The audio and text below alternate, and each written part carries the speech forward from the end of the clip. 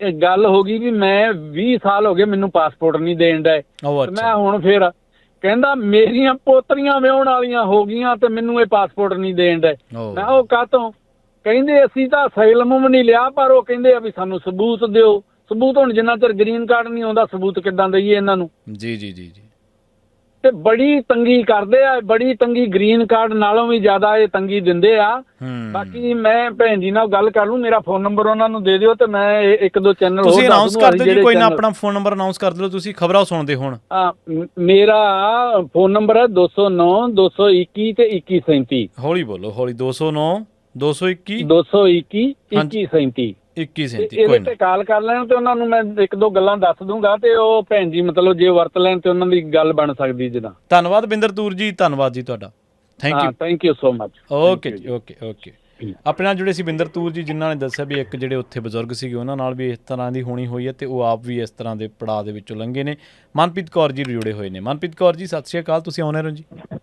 ਜੀ ਮੈਂ ਜਿਹੜੇ ਭੈਣ ਜੀ ਨੇ ਪਹਿਲੇ ਮਾਤਾ ਜੀ ਦੇ ਬਾਰੇ ਚ ਦੱਸਿਆ ਨਾ, ਮੈਂ ਉਸ ਬਿਹਾਫ ਤੇ ਗੱਲ ਕਰਨੀ ਆ। ਜੀ ਜੀ। ਮੈਂ ਸੇਮ ਥਿੰਗ ਮੇਰੇ ਨਾਲ 2012 ਚ ਹੋਈ ਸੀ। ਠੀਕ ਹੈ ਜੀ। ਮੈਂ ਤੁਹਾਨੂੰ ਹੁਣ ਦੱਸਣ ਲੱਗੀ ਬਿਲਕੁਲ ਬਰੀਫਲੀ, ਕੋਈ ਮੇਰਾ ਕਿਸੇ ਨੂੰ ਡਰਾਉਣ ਦਾ ਮਕਸਦ ਨਹੀਂ। ਮੈਂ 2004 ਚ ਬਾਰਡਰ ਕ੍ਰੋਸ ਕਰਕੇ ਮੈਂ ਵੀ ਅਮਰੀਕਾ ਚ ਆਈ ਸੀ, ਰਾਈਟ। ਅਸਾਈਲਮ ਲਾਇਆ, ਡਿਨਾਈਡ ਹੋ ਗਿਆ, ਮੇਰਾ ਇੱਥੇ ਵਿਆਹ ਵੀ ਹੋਇਆ ਮੇਰਾ। ਮੈਨੂੰ ਆਈਸ ਨੇ ਅਰਲੀ ਇਨ ਦਾ ਮਾਰਨਿੰਗ 2011 ਦੇ ਨਵੰਬਰ ਚ ਨਾ ਮੈਨੂੰ ਗਰਾਜ ਵਿੱਚੋਂ ਚੱਕ ਲਿਆ ਕਿ ਈਵਨ ਮੈਨੂੰ ਇਨਸਾਈਡ ਹਾਊਸ ਵੀ ਨਹੀਂ ਜਾਣ ਦਿੱਤਾ ਕਿ ਮੇਰਾ 4 ਸਾਲ ਦਾ ਬੱਚਾ ਆ। ਮੈਂ ਵੈਸੇ ਭੈਣ ਜੀ ਨੂੰ ਮੈਂ ਕੌਨਫੀਡੈਂਸ ਦੇਣ ਲਈ ਦੱਸ ਰਹੀ ਹਾਂ ਕਿ ਆਪਣੀ ਸਟੋਰੀ। ਮਾਫ ਕਰਨਾ, ਦੁਬਾਰਾ ਦੱਸਿਓ ਕਿਹੜੇ ਸਾਲ ਚ ਚੱਕਿਆ ਤੁਹਾਨੂੰ, ਕਿਹੜੇ ਈਅਰ ਚ? ਹਾਂ, ਮੈਨੂੰ ਨਵੰਬਰ 2011 ਚ ਮੈਨੂੰ ਮੇਰਾ ਡਿਨਾਈਡ ਹੋਇਆ ਪਿਆ ਸੀ ਉਦੋਂ। ਚਲੋ ਇਹ ਆਈਸ ਦੀਆਂ ਤਰੀਕਾਂ ਕੁਛ ਨਹੀਂ ਸੀ ਹੁੰਦੀਆਂ, ਠੀਕ ਹੈ ਜੀ। ਹਾਂ, ਮੈਨੂੰ ਗਰਾਜ ਤੋਂ ਸਵੇਰੇ 7 ਵਜੇ, ਮੈਨੂੰ ਨਹੀਂ ਪਤਾ ਮੈਨੂੰ ਫਾਲੋ ਕਰਦੇ ਸੀ ਕੀ ਕਰਦੇ ਸੀ, ਸਾਈਡ ਡੋਰ ਖੁੱਲੀ, ਆਈਸ ਵਾਲੇ ਅੰਦਰ ਆ ਗਏ ਸਿਵਲ ਡਰੈਸ ਚ, ਰਾਈਟ। ਜਦੋਂ ਮੈਨੂੰ ਸਾਹਮਣੇ ਬੈਠੀ ਦੇਖਿਆ, ਮੈਨੂੰ ਕਹਿੰਦੇ ਤੇਰਾ ਨਾਂ ਕੀ ਆ?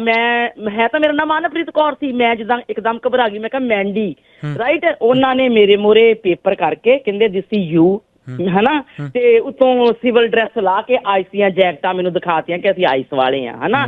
ਮੇਰਾ ਹਸਬੈਂਡ ਅੰਦਰੋਂ ਭੱਜ ਕੇ ਬਾਹਰ ਆਇਆ, ਇਨਸਾਈਡ ਤੋਂ ਗਰਾਜ ਚ। ਕਹਿੰਦੇ ਕਿ ਤੂੰ ਪੰਜਾਬੀ ਚ ਗੱਲ ਨਹੀਂ ਕਰ ਸਕਦਾ, ਇਹਨੇ ਭਰਿਆ ਹੋਇਆ ਕਿ ਇਹਨੂੰ ਇੰਗਲਿਸ਼ ਆਉਂਦੀ ਆ। ਠੀਕ ਆ ਜੀ। ਹੁਣ ਸੁਣਿਓ, ਜਿਹੜੀ ਭੈਣ ਜੀ ਕਹਿੰਦੇ ਨਾ ਬੇਕਰਸਫੀਲਡ ਜੇਲ੍ਹ, ਬੇਕਰਸਫੀਲਡ ਨਹੀਂ, ਬੇਕਰਸਫੀਲਡ ਤੋਂ ਗਾੜੀ ਕੈਲੀਫੋਰਨੀਆ ਜੇਲ੍ਹ ਆ ਉਹ ਜਿਹੜਾ ਜੀ ਉਹ ਲਾਸਟ ਹਥਿਆਰ ਆ। ਉੱਥੇ ਉਹਨਾਂ ਨੇ ਰੱਖ ਕੇ ਟਰੈਵਲ ਡਾਕੂਮੈਂਟ ਆਪ ਬਣਾਉਣੇ ਆ, 2 ਮਹੀਨੇ ਲੱਗ ਜਾਣ, 3 ਮਹੀਨੇ ਲੱਗ ਜਾਣ, ਉਹ ਜੀ ਡਿਪੋਰਟ ਕਰਨ ਲਈ ਜੇਲ੍ਹ ਆ। ਮੈਂ ਤੁਹਾਨੂੰ ਹੁਣ ਆਪਣਾ ਦੱਸਣ ਡਈ, ਮੈਨੂੰ ਇੱਥੋਂ ਚੱਕਿਆ, ਇੱਥੋਂ ਚੱਕ ਕੇ ਸਟਾਕਟਨ ਦੇ ਆਈਸ ਵਾਲੇ ਲੈ ਗਏ ਉਹ ਕੋਰਟ ਦੇ ਕੋਲ, ਕੋਰਟ ਤੋਂ ਮੈਨੂੰ ਲੈ ਗਏ ਸੈਕਰਾਮੈਂਟੋ ਤੋਂ ਮੈਨੂੰ ਲੈ ਗਏ ਜੂਬਾ ਸਿਟੀ ਤੋਂ ਲਾਸਟ ਫਿਰ ਮੈਨੂੰ ਬੇਕਰਸਫੀਲਡ ਦੀ ਜੇਲ੍ਹ ਵਿੱਚ 2.5 ਮਹੀਨੇ ਰੱਖਿਆ। ਲਾਸਟ ਮੂਵਮੈਂਟ ਤੱਕ ਤੁਹਾਨੂੰ ਸੱਚ ਨਹੀਂ ਉਹ ਦੱਸਦੇ, ਇਹ ਗੱਲ ਤੁਸੀਂ ਮੇਰੇ ਕੋਲ ਪੱਲੇ ਕਰ ਲਓ। ਬਿਲਕੁਲ ਉਹਨਾਂ ਤੁਹਾਨੂੰ ਟਰੂ ਕੁਛ ਨਹੀਂ ਉਹ ਦੱਸਣਾ। ਜਦੋਂ ਤੁਹਾਨੂੰ ਉਹਨਾਂ ਨੇ ਡਿਪੋਰਟ ਕਰਨਾ, ਉਹ ਤੋਂ 2 ਦਿਨ ਪਹਿਲਾਂ ਤੁਹਾਡੇ ਉਹਨਾਂ ਨੇ ਫੋਨ ਬੰਦ ਕਰ ਦੇਣੇ ਕਿ ਤੁਸੀਂ ਕਿਸੇ ਨਾਲ ਗੱਲ ਨਾ ਕਰ ਸਕੋ। ਠੀਕ ਆ ਜੀ। ਜਿਹੜੀ ਇੱਕ ਕਾਲ ਕਰਦੇ ਆ ਦੈਨ ਰਾਈਟ ਵੇ ਉਹਨਾਂ ਤੁਹਾਨੂੰ ਅਰਲੀ ਇਨ ਦਾ ਮਾਰਨਿੰਗ ਚੱਕਿਆ, ਮੈਨੂੰ ਚੱਕ ਕੇ ਮੈਨੂੰ ਐਲਏ ਦੀ ਜੇਲ੍ਹ ਤੇ ਲੈ ਗਏ। ਮੈਨੂੰ ਚੱਕਣ ਲੱਗਿਆ ਨੇ ਫੋਨ ਕੋਲ ਲਿਜਾ ਕੇ ਮੈਨੂੰ ਕਹਿੰਦਾ ਤੂੰ ਇੱਕ ਮਿੰਟ ਕਾਲ ਕਰ ਸਕਦੀ? ਮੈਂ ਉਹਨੂੰ ਕਿਹਾ ਤੈਨੂੰ ਪਤਾ ਮੇਰਾ ਛੋਟਾ ਬੇਬੀ ਆ, ਮੇਰਾ ਹਸਬੈਂਡ, ਉਹਨਾਂ ਨੂੰ ਕਿੱਦਾਂ ਪਤਾ ਲੱਗੂ ਕਿ ਤੁਸੀਂ ਮੈਨੂੰ ਇੰਡੀਆ ਡਿਪੋਰਟ ਕਰ ਰਹੇ ਹੋ? ਠੀਕ ਹੈ।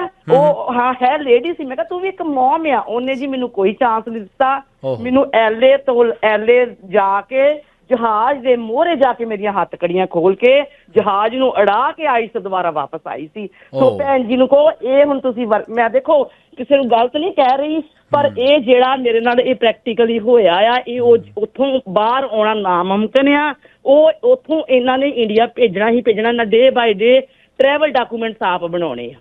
ਫਿਰ ਤੁਸੀਂ ਭੈਣ ਜੀ ਮਤਲਬ ਚਲੋ ਮੈਂ ਤਾਂ ਨਹੀਂ ਤੁਹਾਨੂੰ ਦੁਬਾਰਾ ਪੁੱਛਦਾ ਵੀ ਕਿਵੇਂ ਆਏ ਅਮਰੀਕਾ ਚ। 10 ਸਾਲ ਦੀ, ਹਾਂ ਮੈਂ ਦੱਸਣ ਲੱਗੀ ਤੁਹਾਨੂੰ, 10 ਸਾਲ ਦੀ ਉਹ ਸਟੈਂਪ ਲਾਉਂਦੇ ਆ। ਠੀਕ ਹੈ ਜੀ। ਮੇਰਾ ਹਸਬੈਂਡ ਮੇਰੇ ਮਗਰ ਗਿਆ, ਮੈਂ 2.5 ਸਾਲ ਚ ਦੁਬਾਰਾ ਆ ਗਈ। ਅੱਛਾ। ਹੁਣ ਤਾਂ ਮੈਨੂੰ ਮੈਨੂੰ ਤਾਂ ਆਈ ਨੂੰ, ਹੁਣ ਤਾਂ ਮੈਂ ਸਿਟੀਜ਼ਨ ਵੀ ਹੋ ਗਈ। ਮੈਂ ਤੁਹਾਨੂੰ ਦੱਸਣ ਡਈ ਹਾਂ ਹਰ ਚੀਜ਼ ਦਾ ਹੱਲ ਹੈਗਾ। ਚਲੋ ਚੈੱਕ ਇਹਨਾਂ ਨੇ ਬਹੁਤ ਕੁਛ ਕੀਤਾ ਕਿ ਕੋਈ ਕ੍ਰਾਈਮ ਤਾਂ ਨਹੀਂ ਸੀ ਕੀਤਾ, ਸਿਰਫ ਮੇਰੀ ਇੱਕ ਇਲੀਗਲੀ ਐਂਟਰੀ ਸੀਗੀ। ਅੱਛਾ। ਹਾਂ ਇਹ ਪਰ ਤੁਸੀਂ ਜਦੋਂ ਇੰਟਰਵਿਊ ਤੇ ਵੀ ਜਾਂਦੇ ਆ, ਇੱਕ ਗੱਲ ਤੁਹਾਨੂੰ ਦੱਸਦੀ, ਇੰਡੀਅਨ ਅੰਬੈਸੀ, ਚਲੋ ਮੈਂ ਨਹੀਂ ਕਹਿੰਦੀ, ਪਰ ਮੈਨੂੰ ਜਿਹੜਾ ਕੁਐਸਚਨ ਕਰਦੇ ਸੀ ਉਹ ਮੇਰੇ ਬੱਚੇ ਦਾ ਹੀ ਪੁੱਛਦੇ ਹੁੰਦੇ ਸੀ। ਮੈਂ ਇੰਟਰਵਿਊ ਤੇ ਗਈ ਆ ਕਿ ਉਹ ਟੇਕਰ ਕੌਣ ਕਰਦਾ, ਮੈਂ ਕਿਹਾ ਉਹਨੇ ਹੀ ਕਰਨੀ, ਹਸਬੈਂਡ ਨੇ। ਇਹ ਜਿੱਦਾਂ ਵਾਰ-ਵਾਰ ਮੈਨੂੰ ਇਹੀ ਪੁੱਛ, ਤੇਰੇ ਨਾਲ ਗੱਲ ਕਰਦਾ। ਫਿਰ ਮੈਨੂੰ ਜਦੋਂ ਵੀਜ਼ਾ ਦੇਣਾ ਸੀ, ਮੈਨੂੰ ਸਪੈਸ਼ਲੀ ਕਿਹਾ ਉਹਦੀ ਫੋਟੋ ਕੱਢ ਕੇ ਦਿਖਾ ਤੇਰੇ ਬੱਚੇ ਦੀ ਆ। ਏਦਾਂ ਸੀ, ਪਰ ਤਰਸ ਵੀ ਕਰਦੇ ਆ। ਪਰ ਇੱਥੋਂ ਆਈਸ ਜਿਹੜੀ ਆ ਤੁਹਾਡੇ ਨਾਲ ਕੋਈ ਤਰਸ ਨਹੀਂ ਉਹ ਕਰਦੀ ਨਾ। ਇਹ ਬਹੁਤ, ਜਦੋਂ ਇਹਨਾਂ ਨੇ ਪਾਸਪੋਰਟ ਲਈ ਤੁਹਾਡੇ ਕੋਲ ਸਾਈਨ ਕਰਾਉਣੇ, ਸਵੀਟ ਕਹਿੰਦੇ ਆ ਸਾਡੇ ਨਾਲ ਕੰਪਰੋਮਾਈਜ਼ ਕਰੋ, ਅਸੀਂ ਤੁਹਾਡੇ ਨਾਲ ਕੰਪਰੋਮਾਈਜ਼ ਕਰਾਂਗੇ। ਦਵਾਈਆਂ ਇਹਨਾਂ ਨੇ ਤੁਹਾਨੂੰ ਜੇਲ੍ਹ 'ਚ IV ਬਰੂਫਨ ਦੇਣੀ ਆ, ਟਾਈਮ ਨਾਲ ਦੇਣੀ, ਕੋਈ ਕੇਅਰ ਨਹੀਂ, ਕੋਈ ਫੂਡ ਦੀ ਕੇਅਰ ਨਹੀਂ। ਅਸੀਂ ਹੁੰਦੇ ਆ ਜਿੱਦਾਂ ਕੰਪਲੀਟਲੀ ਵੈਜੀਟੇਰੀਅਨ। ਇਹਨਾਂ ਦੇ ਕਾਗਜ਼ਾਂ 'ਚ ਤੁਸੀਂ ਖਾਓ ਨਾ ਖਾਓ, ਭੈਣ ਜੀ ਨੂੰ ਕਹੋ ਅਲਰਟ ਰਹੋ। ਉਹਨਾਂ ਨੇ ਉੱਥੇ 100% ਮੇਰੇ ਹਸਬੈਂਡ ਤੋਂ ਵੱਧ ਕਿਸੇ ਵਕੀਲ, ਮੈਂ ਹੁਣ ਵਕੀਲ ਦਾ ਨਾਂ ਨਹੀਂ ਲੈਣਾ, ਵਕੀਲ ਕਹਿੰਦਾ ਮੈਂ ਤਾਂ ਜਹਾਜ਼ ਚੋਂ ਲਾ ਲੂੰਗਾ, ਠੀਕ ਹੈ। ਤੇ ਜਹਾਜ਼ ਹਿਸਾਬ ਲਾ ਲਓ, ਜਦੋਂ ਮੁੜ ਕੇ ਘਰ ਵਾਲਾ ਕਹਿੰਦਾ ਕਿ ਉਹ ਜਹਾਜ਼ ਉੱਡ ਗਿਆ ਤੇ ਫੋਨ ਚੱਕਣੋਂ ਹਟ ਗਏ। ਏਦਾਂ ਦੇ ਵੀ ਵਕੀਲ ਹੈਗੇ ਆ। ਵਕੀਲਾਂ ਦਾ ਟਰਸਟ ਨਾ ਕਰੋ। ਮੈਂ ਦੇਖੋ, ਮੈਂ ਬਿਲਕੁਲ ਓਨੈਸਟਲੀ ਦੱਸਿਆ, ਮੈਂਟਲੀ ਪ੍ਰੀਪੇਅਰਡ ਰਹਿਣ। ਤੁਹਾਡੇ ਜਿਹੜੇ ਹਸਬੈਂਡ ਆ ਭੈਣ ਜੀ, ਉਹਨਾਂ ਨੇ ਫਿਰ ਇੱਥੋਂ ਕੋਈ ਪੈਰਵਾਈ ਕੀਤੀ ਜਾਂ ਉਹ ਸਿਟੀਜ਼ਨ ਸੀਗੇ ਜਾਂ ਉਹਨਾਂ ਨੇ ਉੱਥੋਂ? ਹਾਂਜੀ ਵੀਰ ਜੀ, ਉਹ ਸਿਟੀਜ਼ਨ, ਹਾਂ ਉਹ ਸਿਟੀਜ਼ਨ ਸੀਗੇ। ਉਹ ਮੇਰੇ ਮਗਰ ਗਏ ਇੰਡੀਆ, ਫਿਰ ਕੋਰਟ ਮੈਰਿਜ ਮੇਰੇ ਨਾਲ ਕੀਤੀ। ਕੋਰਟ ਮੈਰਿਜ ਕਰਕੇ ਅਪਲਾਈ ਕੀਤਾ ਮੈਂ 2.5 ਸਾਲ ਦੇ ਵਿੱਚ, ਕੁਛ ਨਹੀਂ। ਮਤਲਬ ਜ਼ੀਰੋ ਤੋਂ ਸ਼ੁਰੂ ਹੋਇਆ ਤੁਹਾਡਾ ਪ੍ਰੋਸੈਸ ਕਹਿਣ ਤੋਂ ਬਾਅਦ? ਹਾਂ, ਜ਼ੀਰੋ ਤੋਂ ਕੋਈ ਨਹੀਂ। ਜੇ ਤੁਸੀਂ ਨਾ ਇਹ ਲੋਕਾਂ ਦੀਆਂ ਗੱਲਾਂ, ਤੁਹਾਨੂੰ ਇੱਕ ਵਾਰੀ ਅਮਰੀਕਾ ਕੱਢ ਦੇਵੇ, ਤੁਸੀਂ ਆ ਨਹੀਂ ਸਕਦੇ। ਇਹ ਕੋਈ 10 ਸਾਲ ਦੀ ਉਹ ਬਾਰ ਲਾਉਂਦੇ ਆ। ਬਾਰ ਜਿਹੜੀ ਆ ਉਹ ਤੁਹਾਡੇ ਵਕੀਲ ਵੇਵਰ ਲਾ ਕੇ, ਉਹ ਮਾਫੀਨਾਮਾ ਹੁੰਦਾ ਜਿਹਨੂੰ ਕਹਿ ਦਿੰਦੇ ਬਾਰ ਆ, ਉਹ ਵੇਵਰ ਹੁੰਦੇ ਆ। ਵੇਵਰ 'ਚ ਆਪਾਂ ਕਹਿੰਦੇ ਕਿ ਜੇ ਬੰਦੇ ਨੇ ਬਾਰਡਰ ਇਲੀਗਲ ਟੱਪਿਆ ਨੂੰ ਮਾਫੀ ਦੇ ਦਿਓ, ਠੀਕ ਆ, ਦੈਟਸ ਇਟ। ਕੁਛ ਨਹੀਂ ਹੈਗਾ। ਮੈਂ ਤੇ ਵਕੀਲਾਂ ਨਾਲੋਂ ਵੱਧ ਆਪ ਇਸ ਪ੍ਰੋਸੈਸ ਵਿੱਚੋਂ। ਸਹੀ ਗੱਲ ਹੈ। ਉਹ ਸਿਆਣੇ ਕਹਿੰਦੇ ਵੀ ਜਾਂ ਰਾਹ ਪੈ ਜਾਣਗੇ ਜਾਂ ਵਾਹ ਪੈ ਜਾਣਗੇ, ਜਿਸ ਤਰ੍ਹਾਂ ਲਾਗੇ ਸੋ ਤਣ ਜਾਣੇ। ਸੋ ਇਸ ਕਰਕੇ ਹੀ ਆ ਇਹ ਭਾਈ ਸਾਹਿਬ, ਇਹ ਜਦੋਂ ਇੱਕ ਵਾਰੀ ਰਿਪੋਰਟ ਕਰ ਦਿੰਦੇ ਆ, ਸੌਰੀ ਜੇਲ੍ਹ 'ਚ ਲੈ ਜਾਂਦੇ ਆ, ਇਹ ਤੁਹਾਡੇ ਲਈ ਕੋਈ ਕਾਨੂੰਨ ਨਹੀਂ ਹੈਗਾ। ਮੈਂ ਰੇਡੀਓ ਤੋਂ ਸੁਣ ਕੇ ਇਸੇ ਕਰਕੇ ਕਾਲ ਕੀਤੀ ਆ। ਜੀ ਭੈਣ ਜੀ, ਥੈਂਕ ਯੂ ਭੈਣ ਜੀ। ਤੁਹਾਡੀ ਵੀ ਸਟੋਰੀ ਬਹੁਤ ਦਰਦਨਾਕ ਆ। ਤੁਸੀਂ 4 ਸਾਲ ਦਾ ਬੱਚਾ ਛੱਡਣਾ ਕੋਈ ਸੌਖੀ ਗੱਲ ਥੋੜੋ। ਬਿਲਕੁਲ ਜੀ, ਬਿਲਕੁਲ ਟੂ ਹਾਰਡ ਹੈ। ਕਿਉਂਕਿ ਭੈਣ ਜੀ ਤੇ ਮੈਨੂੰ ਤਰਸ ਆਇਆ ਕਿ 73 ਸਾਲ ਦੇ ਮਾਤਾ ਜੀ ਬਿਲਕੁਲ ਬਹੁਤ ਬਜ਼ੁਰਗ ਨੇ ਅੰਦਰ ਦਿੱਤੇ ਹੋਏ ਆ। ਮੈਨੂੰ ਹੋਇਆ ਫੀਲ ਹੋਇਆ, ਪਰ ਮੈਂ ਉਹਨਾਂ ਨੂੰ ਇਸ ਕਰਕੇ ਦੱਸਿਆ ਕਿ ਜਿਹੜੀ ਆਈਸ ਆ ਭਾਈ ਸਾਹਿਬ, ਆਈਸ ਦੇ ਜਿਹੜੀ ਬੇਕਰਸਫੀਲਡ ਜੇਲ੍ਹ ਨਹੀਂ ਜੀ, ਉਹਨੂੰ ਕੈਲੀਫੋਰਨੀਆ ਜੇਲ੍ਹ ਕਹਿੰਦੇ ਆ। ਠੀਕ ਹੈ, ਠੀਕ ਹੈ। ਹਾਂ, ਉਹ ਕੈਲੀਫੋਰਨੀਆ ਜੇਲ੍ਹ ਐਕਚੁਅਲੀ ਬੇਕਰਸਫੀਲਡ ਲੰਘ ਕੇ ਗਾਂ ਆਉਂਦੀ ਹੈ। ਜੀ ਜੀ, ਥੈਂਕ ਯੂ ਭੈਣ ਜੀ। ਓਕੇ ਜੀ, ਓਕੇ ਭੈਣ ਜੀ, ਓਕੇ। ਕਿਰਨਦੀਪ ਜੀ ਆਪਣੇ ਨਾਲ ਜੁੜੇ ਹੋਏ ਨੇ। ਕਿਰਨਦੀਪ ਜੀ, ਮਾਫੀ ਚਾਹੁੰਦਾ, 2 ਕਾਲਰ ਜਿਹੜੇ ਸੀਗੇ ਉਹਨਾਂ ਨੇ ਵੀ ਆਪਣੀ ਗੱਲ ਰੱਖਣੀ ਸੀਗੀ ਜੀ, ਤੇ ਇਸ ਕਰਕੇ ਆਪਾਂ ਉਹਨਾਂ ਦੇ ਗੱਲ ਦੇ ਵਿੱਚ ਥੋੜ੍ਹਾ ਜਿਹਾ ਤੁਹਾਡੇ ਮਾਮਲੇ ਬਾਰੇ ਮੈਂ ਦੱਸਣਾ ਚਾਹੁੰਦਾ, ਪੁੱਛਣਾ ਚਾਹੁੰਦਾ ਕਿ ਤੁਹਾਡਾ ਜਿਹੜਾ ਚਾਚਾ ਜੀ ਨੇ ਜਿਹੜੇ ਤੁਹਾਡੇ, ਉਹਨਾਂ ਨੂੰ ਕਦੋਂ ਆਈਸ ਨੇ ਜਿਹੜਾ ਡਿਟੇਨ ਕੀਤਾ ਸੀਗਾ? ਤੁਸੀਂ ਸਰੋਤਿਆਂ ਨੂੰ ਦੱਸੋ ਸਾਰੀ ਗੱਲ ਪਲੀਜ਼। ਹਾਂਜੀ, ਉਹਨਾਂ ਨੂੰ ਐਕਚੁਅਲੀ ਉਹ ਆਪਣੀ ਫੈਮਿਲੀ ਦੇ ਨਾਲ ਵਕੇਸ਼ਨ ਤੇ ਗਏ ਸੀਗੇ ਇੰਡੀਆ। ਉਹਨਾਂ ਦੇ ਬੇਟਾ ਬੇਟੀ ਨੇ, ਇੱਕ 13 ਸਾਲ ਦੀ ਬੇਟੀ ਤੇ 16 ਸਾਲ ਦਾ ਬੇਟਾ ਹੈ, ਤੇ ਵਾਈਫ ਜਿਹੜੇ ਕਿ ਤਿੰਨੋਂ US ਸਿਟੀਜ਼ਨਸ ਨੇ। ਉਹਨਾਂ ਦੇ ਨਾਲ ਉਹ ਮੇਰੇ ਚਾਚੂ ਆਪ ਗ੍ਰੀਨ ਕਾਰਡ ਹੋਲਡਰ ਨੇ। 1994 ਦੇ ਵਿੱਚ ਉਹ USA ਆਏ ਸੀਗੇ, ਤੇ ਉਹ ਆਪਣੇ ਪੇਰੈਂਟਸ ਦੇ ਥਰੂ ਆਏ ਸੀ। ਉਹਨਾਂ ਦੇ ਫਾਦਰ ਜਿਹੜੇ ਉਹ ਇੱਥੇ ਲੀਗਲ ਸੀਗੇ, ਗ੍ਰੀਨ ਕਾਰਡ ਹੋਲਡਰ ਸੀ ਉਸ ਟਾਈਮ। ਉਹਨਾਂ ਨੇ ਆਪਣੀ ਫੈਮਿਲੀ ਦਾ ਅਪਲਾਈ ਕੀਤਾ ਸੀਗਾ, ਸੋ ਉਹ ਉਹਨਾਂ ਦੇ ਥਰੂ 1994 ਦੇ ਵਿੱਚ ਇੱਥੇ ਆਏ ਸੀਗੇ, ਤੇ ਉਦੋਂ ਦੇ ਉਹਨਾਂ ਕੋਲ ਗ੍ਰੀਨ ਕਾਰਡ ਵਾ। ਸੋ ਉਹ ਪਿਛਲੇ 35 ਈਅਰ ਤੋਂ ਗ੍ਰੀਨ ਕਾਰਡ ਹੋਲਡਰ ਸੀਗੇ। ਉਹਨਾਂ ਨੇ ਬਹੁਤ ਫ੍ਰੀਕੁਐਂਟ ਟਰੈਵਲ ਕੀਤਾ, ਆਲਮੋਸਟ 25-30 ਵਾਰ ਉਹ ਬੈਕ ਫੋਰਥ ਇੰਡੀਆ ਗਏ, ਆਊਟ ਆਫ ਕੰਟਰੀ ਹੋਰ ਜਗ੍ਹਾ ਵਕੇਸ਼ਨਸ ਤੇ, ਮੈਕਸੀਕੋ, ਕੈਨੇਡਾ, ਸਾਰੇ ਪਾਸੇ ਗਏ। ਕਦੇ ਕੋਈ ਏਦਾਂ ਦੀ ਪ੍ਰੋਬਲਮ ਨਹੀਂ ਆਈ। ਐਕਚੁਅਲੀ ਇਸ ਸਾਲ ਦੇ ਵਿੱਚ ਹੀ ਉਹ 4ਥੀ ਵਾਰ ਇੰਡੀਆ ਗਏ ਸੀਗੇ, ਤੇ ਹੁਣ ਜਦੋਂ ਵਾਪਸ ਆਉਂਦੇ ਸੀ, ਉਹਨਾਂ ਦੇ ਵਾਈਫ ਤੇ ਬੇਟੀ ਇੰਡੀਆ ਸੀਗੇ। ਉਹਨਾਂ ਨੇ 1-2 ਮੰਥ ਰੁਕ ਕੇ ਆਉਣਾ ਸੀਗਾ, ਤੇ ਉਹ ਆਪਣੇ ਬੇਟੇ ਨਾਲ ਵਾਪਸ ਆਏ ਸੀਗੇ। ਜੁਲਾਈ 30 ਨੂੰ ਉਹਨਾਂ ਦੀ ਸਵੇਰੇ 11 ਵਜੇ ਸ਼ਿਕਾਗੋ ਏਅਰਪੋਰਟ ਤੇ ਫਲਾਈਟ ਉਤਰੀ ਸੀਗੀ।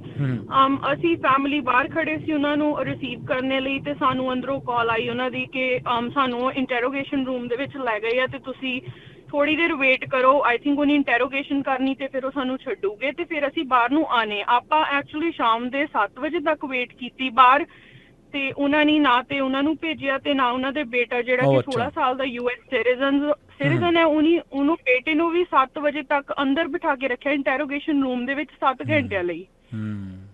ਐਂਡ 7 ਵਜੇ ਫੈਮਿਲੀ ਨੂੰ ਕਾਲ ਆਉਂਦੀ ਹੈ ਬਾਹਰ ਕੇ ਬਿਕਾਜ਼ ਉਹ ਮਾਈਨਰ ਵਾ ਬੱਚਾ ਉਹਨਾਂ ਦਾ, ਤੇ ਤੁਸੀਂ ਉਹਨੂੰ ਆ ਕੇ ਅੰਦਰੋਂ ਲੈ ਕੇ ਜਾਓ ਕੋਈ ਜਣਾ ਵਿਦ ਲਗੇਜ। ਸੋ ਉਹਨਾਂ ਦੇ ਬੇਟੇ ਨੂੰ ਵਿਦ ਲਗੇਜ, ਸਾਰਾ ਲਗੇਜ ਵਾਪਸ ਭੇਜ ਦਿੱਤਾ ਗਿਆ ਸੀ। ਸਾਨੂੰ ਕਿਹਾ ਗਿਆ ਸੀਗਾ ਕਿ ਆਪਾਂ ਇਹਨਾਂ ਨੂੰ ਓਵਰਨਾਈਟ ਡਿਟੇਨ ਕਰਨਾ ਆ, ਸੋ ਜੋ ਵੀ ਹੋਊਗਾ ਆਪਾਂ ਕੱਲ ਤੁਹਾਡੇ ਨਾਲ ਗੱਲ ਕਰਾਂਗੇ, ਜਾਂ ਫਿਰ ਆਪਾਂ ਇਹਨਾਂ ਨਾਲ ਗੱਲ ਕਰਾਂਗੇ। ਸੋ ਉੱਥੋਂ ਐਕਚੁਅਲੀ 5-6 ਦਿਨ ਨਿਕਲ ਗਏ ਸ਼ਿਕਾਗੋ 에ਅਰਪੋਰਟ ਤੇ ਉਹਨੇ ਕੋਈ ਗੱਲ ਨਹੀਂ ਕੀਤੀ ਸਾਡੇ ਨਾਲ ਵੀ। ਫੈਮਿਲੀ ਨੂੰ ਕੋਈ ਕਾਲ ਨਹੀਂ ਉਹਨਾਂ ਦੀ ਆਈ ਹੈਗੀ ਕਿ ਕਿਉਂ ਨਹੀਂ ਡਿਟੇਨ ਕੀਤਾ, ਕੀ ਹੋਇਆ ਕੀ ਨਹੀਂ। ਹੁਣ ਉਹ ਕਿੱਥੇ ਨੇ, ਤੁਹਾਨੂੰ ਇਸ ਗੱਲ ਦੇ ਬਾਰੇ ਨੌਲੇਜ ਹੈ?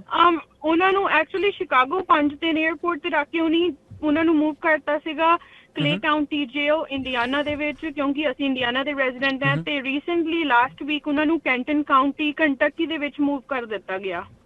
ਅੱਛਾ, ਤੇ ਤੁਸੀਂ ਇਸ ਬਾਬਤ ਕੋਈ ਲੀਗਲ ਜਿਹੜੀ ਚਾਰਾਜੋਈ ਹੈ ਜਾਂ ਤੁਹਾਨੂੰ ਪਤਾ ਲੱਗਿਆ ਵੀ ਉਹ ਕਿਉਂ ਉਹਨਾਂ ਨੂੰ ਇਸ ਤਰ੍ਹਾਂ ਕੀਤਾ ਗਿਆ, ਜਾਂ ਮਤਲਬ ਮਾਈਨਰ ਨੂੰ ਤਾਂ ਛੱਡ ਦਿੱਤਾ ਗਿਆ? ਐਕਚੁਅਲੀ ਮਾਈਨਰ ਨੂੰ ਨਹੀਂ 7 ਘੰਟੇ ਬਾਅਦ ਉਹਨਾਂ ਦੇ ਬੇਟੇ ਨੂੰ ਭੇਜ ਦਿੱਤਾ ਸੀਗਾ, ਬਟ ਉਸ ਤੋਂ ਬਾਅਦ ਉਹਨੇ ਉਹਨਾਂ ਨੂੰ 에ਅਰਪੋਰਟ ਤੇ ਰੱਖਿਆ। ਸਾਨੂੰ ਕੋਈ ਪੇਪਰ ਵਰਕ ਕੁਛ ਨਹੀਂ ਦਿੱਤਾ ਗਿਆ। ਅਸੀਂ ਈਵਨ ਉਹਨਾਂ ਨੂੰ ਜਦੋਂ ਅੰਦਰ ਸੀਗੇ, ਉਹਨਾਂ ਦਾ ਬੇਟਾ ਇੱਥੇ ਕਿਉਂਕਿ ਇਕੱਲਾ ਸੀਗਾ ਸਾਡੇ ਕੋਲ ਸੀਗਾ, ਮੇਰੇ ਮਮ ਡੈਡ ਦੇ ਕੋਲ ਸੀਗਾ। ਸੋ ਉਹ ਕਾਲ ਕਰਦਾ ਸੀ ਕਿ ਤੁਸੀਂ ਮੇਰੇ ਡੈਡ ਨਾਲ ਗੱਲ ਕਰਾ ਦਿਓ, ਮੈਂ ਇਕੱਲਾ ਆ। ਉਹ ਸਿਰਫ ਉਹਨੂੰ ਦਿਨ 'ਚ 2-3 ਮਿੰਟ ਗੱਲ ਕਰਨ ਦਿੰਦੇ ਸੀ, ਕਦੇ ਕਰਨ ਦਿੰਦੇ ਸੀ ਕਦੇ ਨਹੀਂ। ਬਟ ਜਿੱਥੋਂ ਉਹਨੇ ਗੱਲ ਕੀਤੀ, ਉਹਨਾਂ ਨੂੰ ਅੰਦਰ ਬੈਠਿਆਂ ਨੂੰ ਵੀ 5 ਦਿਨ ਹੋ ਗਏ ਸੀਗੇ। ਨਾ ਤੇ ਕੋਈ ਆਫਿਸਰ ਉਹਨਾਂ ਦੇ ਰੂਮ 'ਚ ਆ ਕੇ ਕਿਸੇ ਨੇ ਉਹਨਾਂ ਨਾਲ ਕੋਈ ਗੱਲ ਕੀਤੀ, ਨਾ ਉਹਨਾਂ ਨੂੰ ਉਸ ਰੂਮ ਤੋਂ ਬਾਹਰ ਲੈ ਕੇ ਗਏ, ਨਾ ਉਹਨਾਂ ਦੀ ਕੋਈ ਇੰਟਰੋਗੇਸ਼ਨ, ਕੁਛ ਨਹੀਂ ਕੀਤੀ। ਲਗਾਤਾਰ 5 ਦਿਨ ਹੋ ਗਏ ਸੀਗੇ।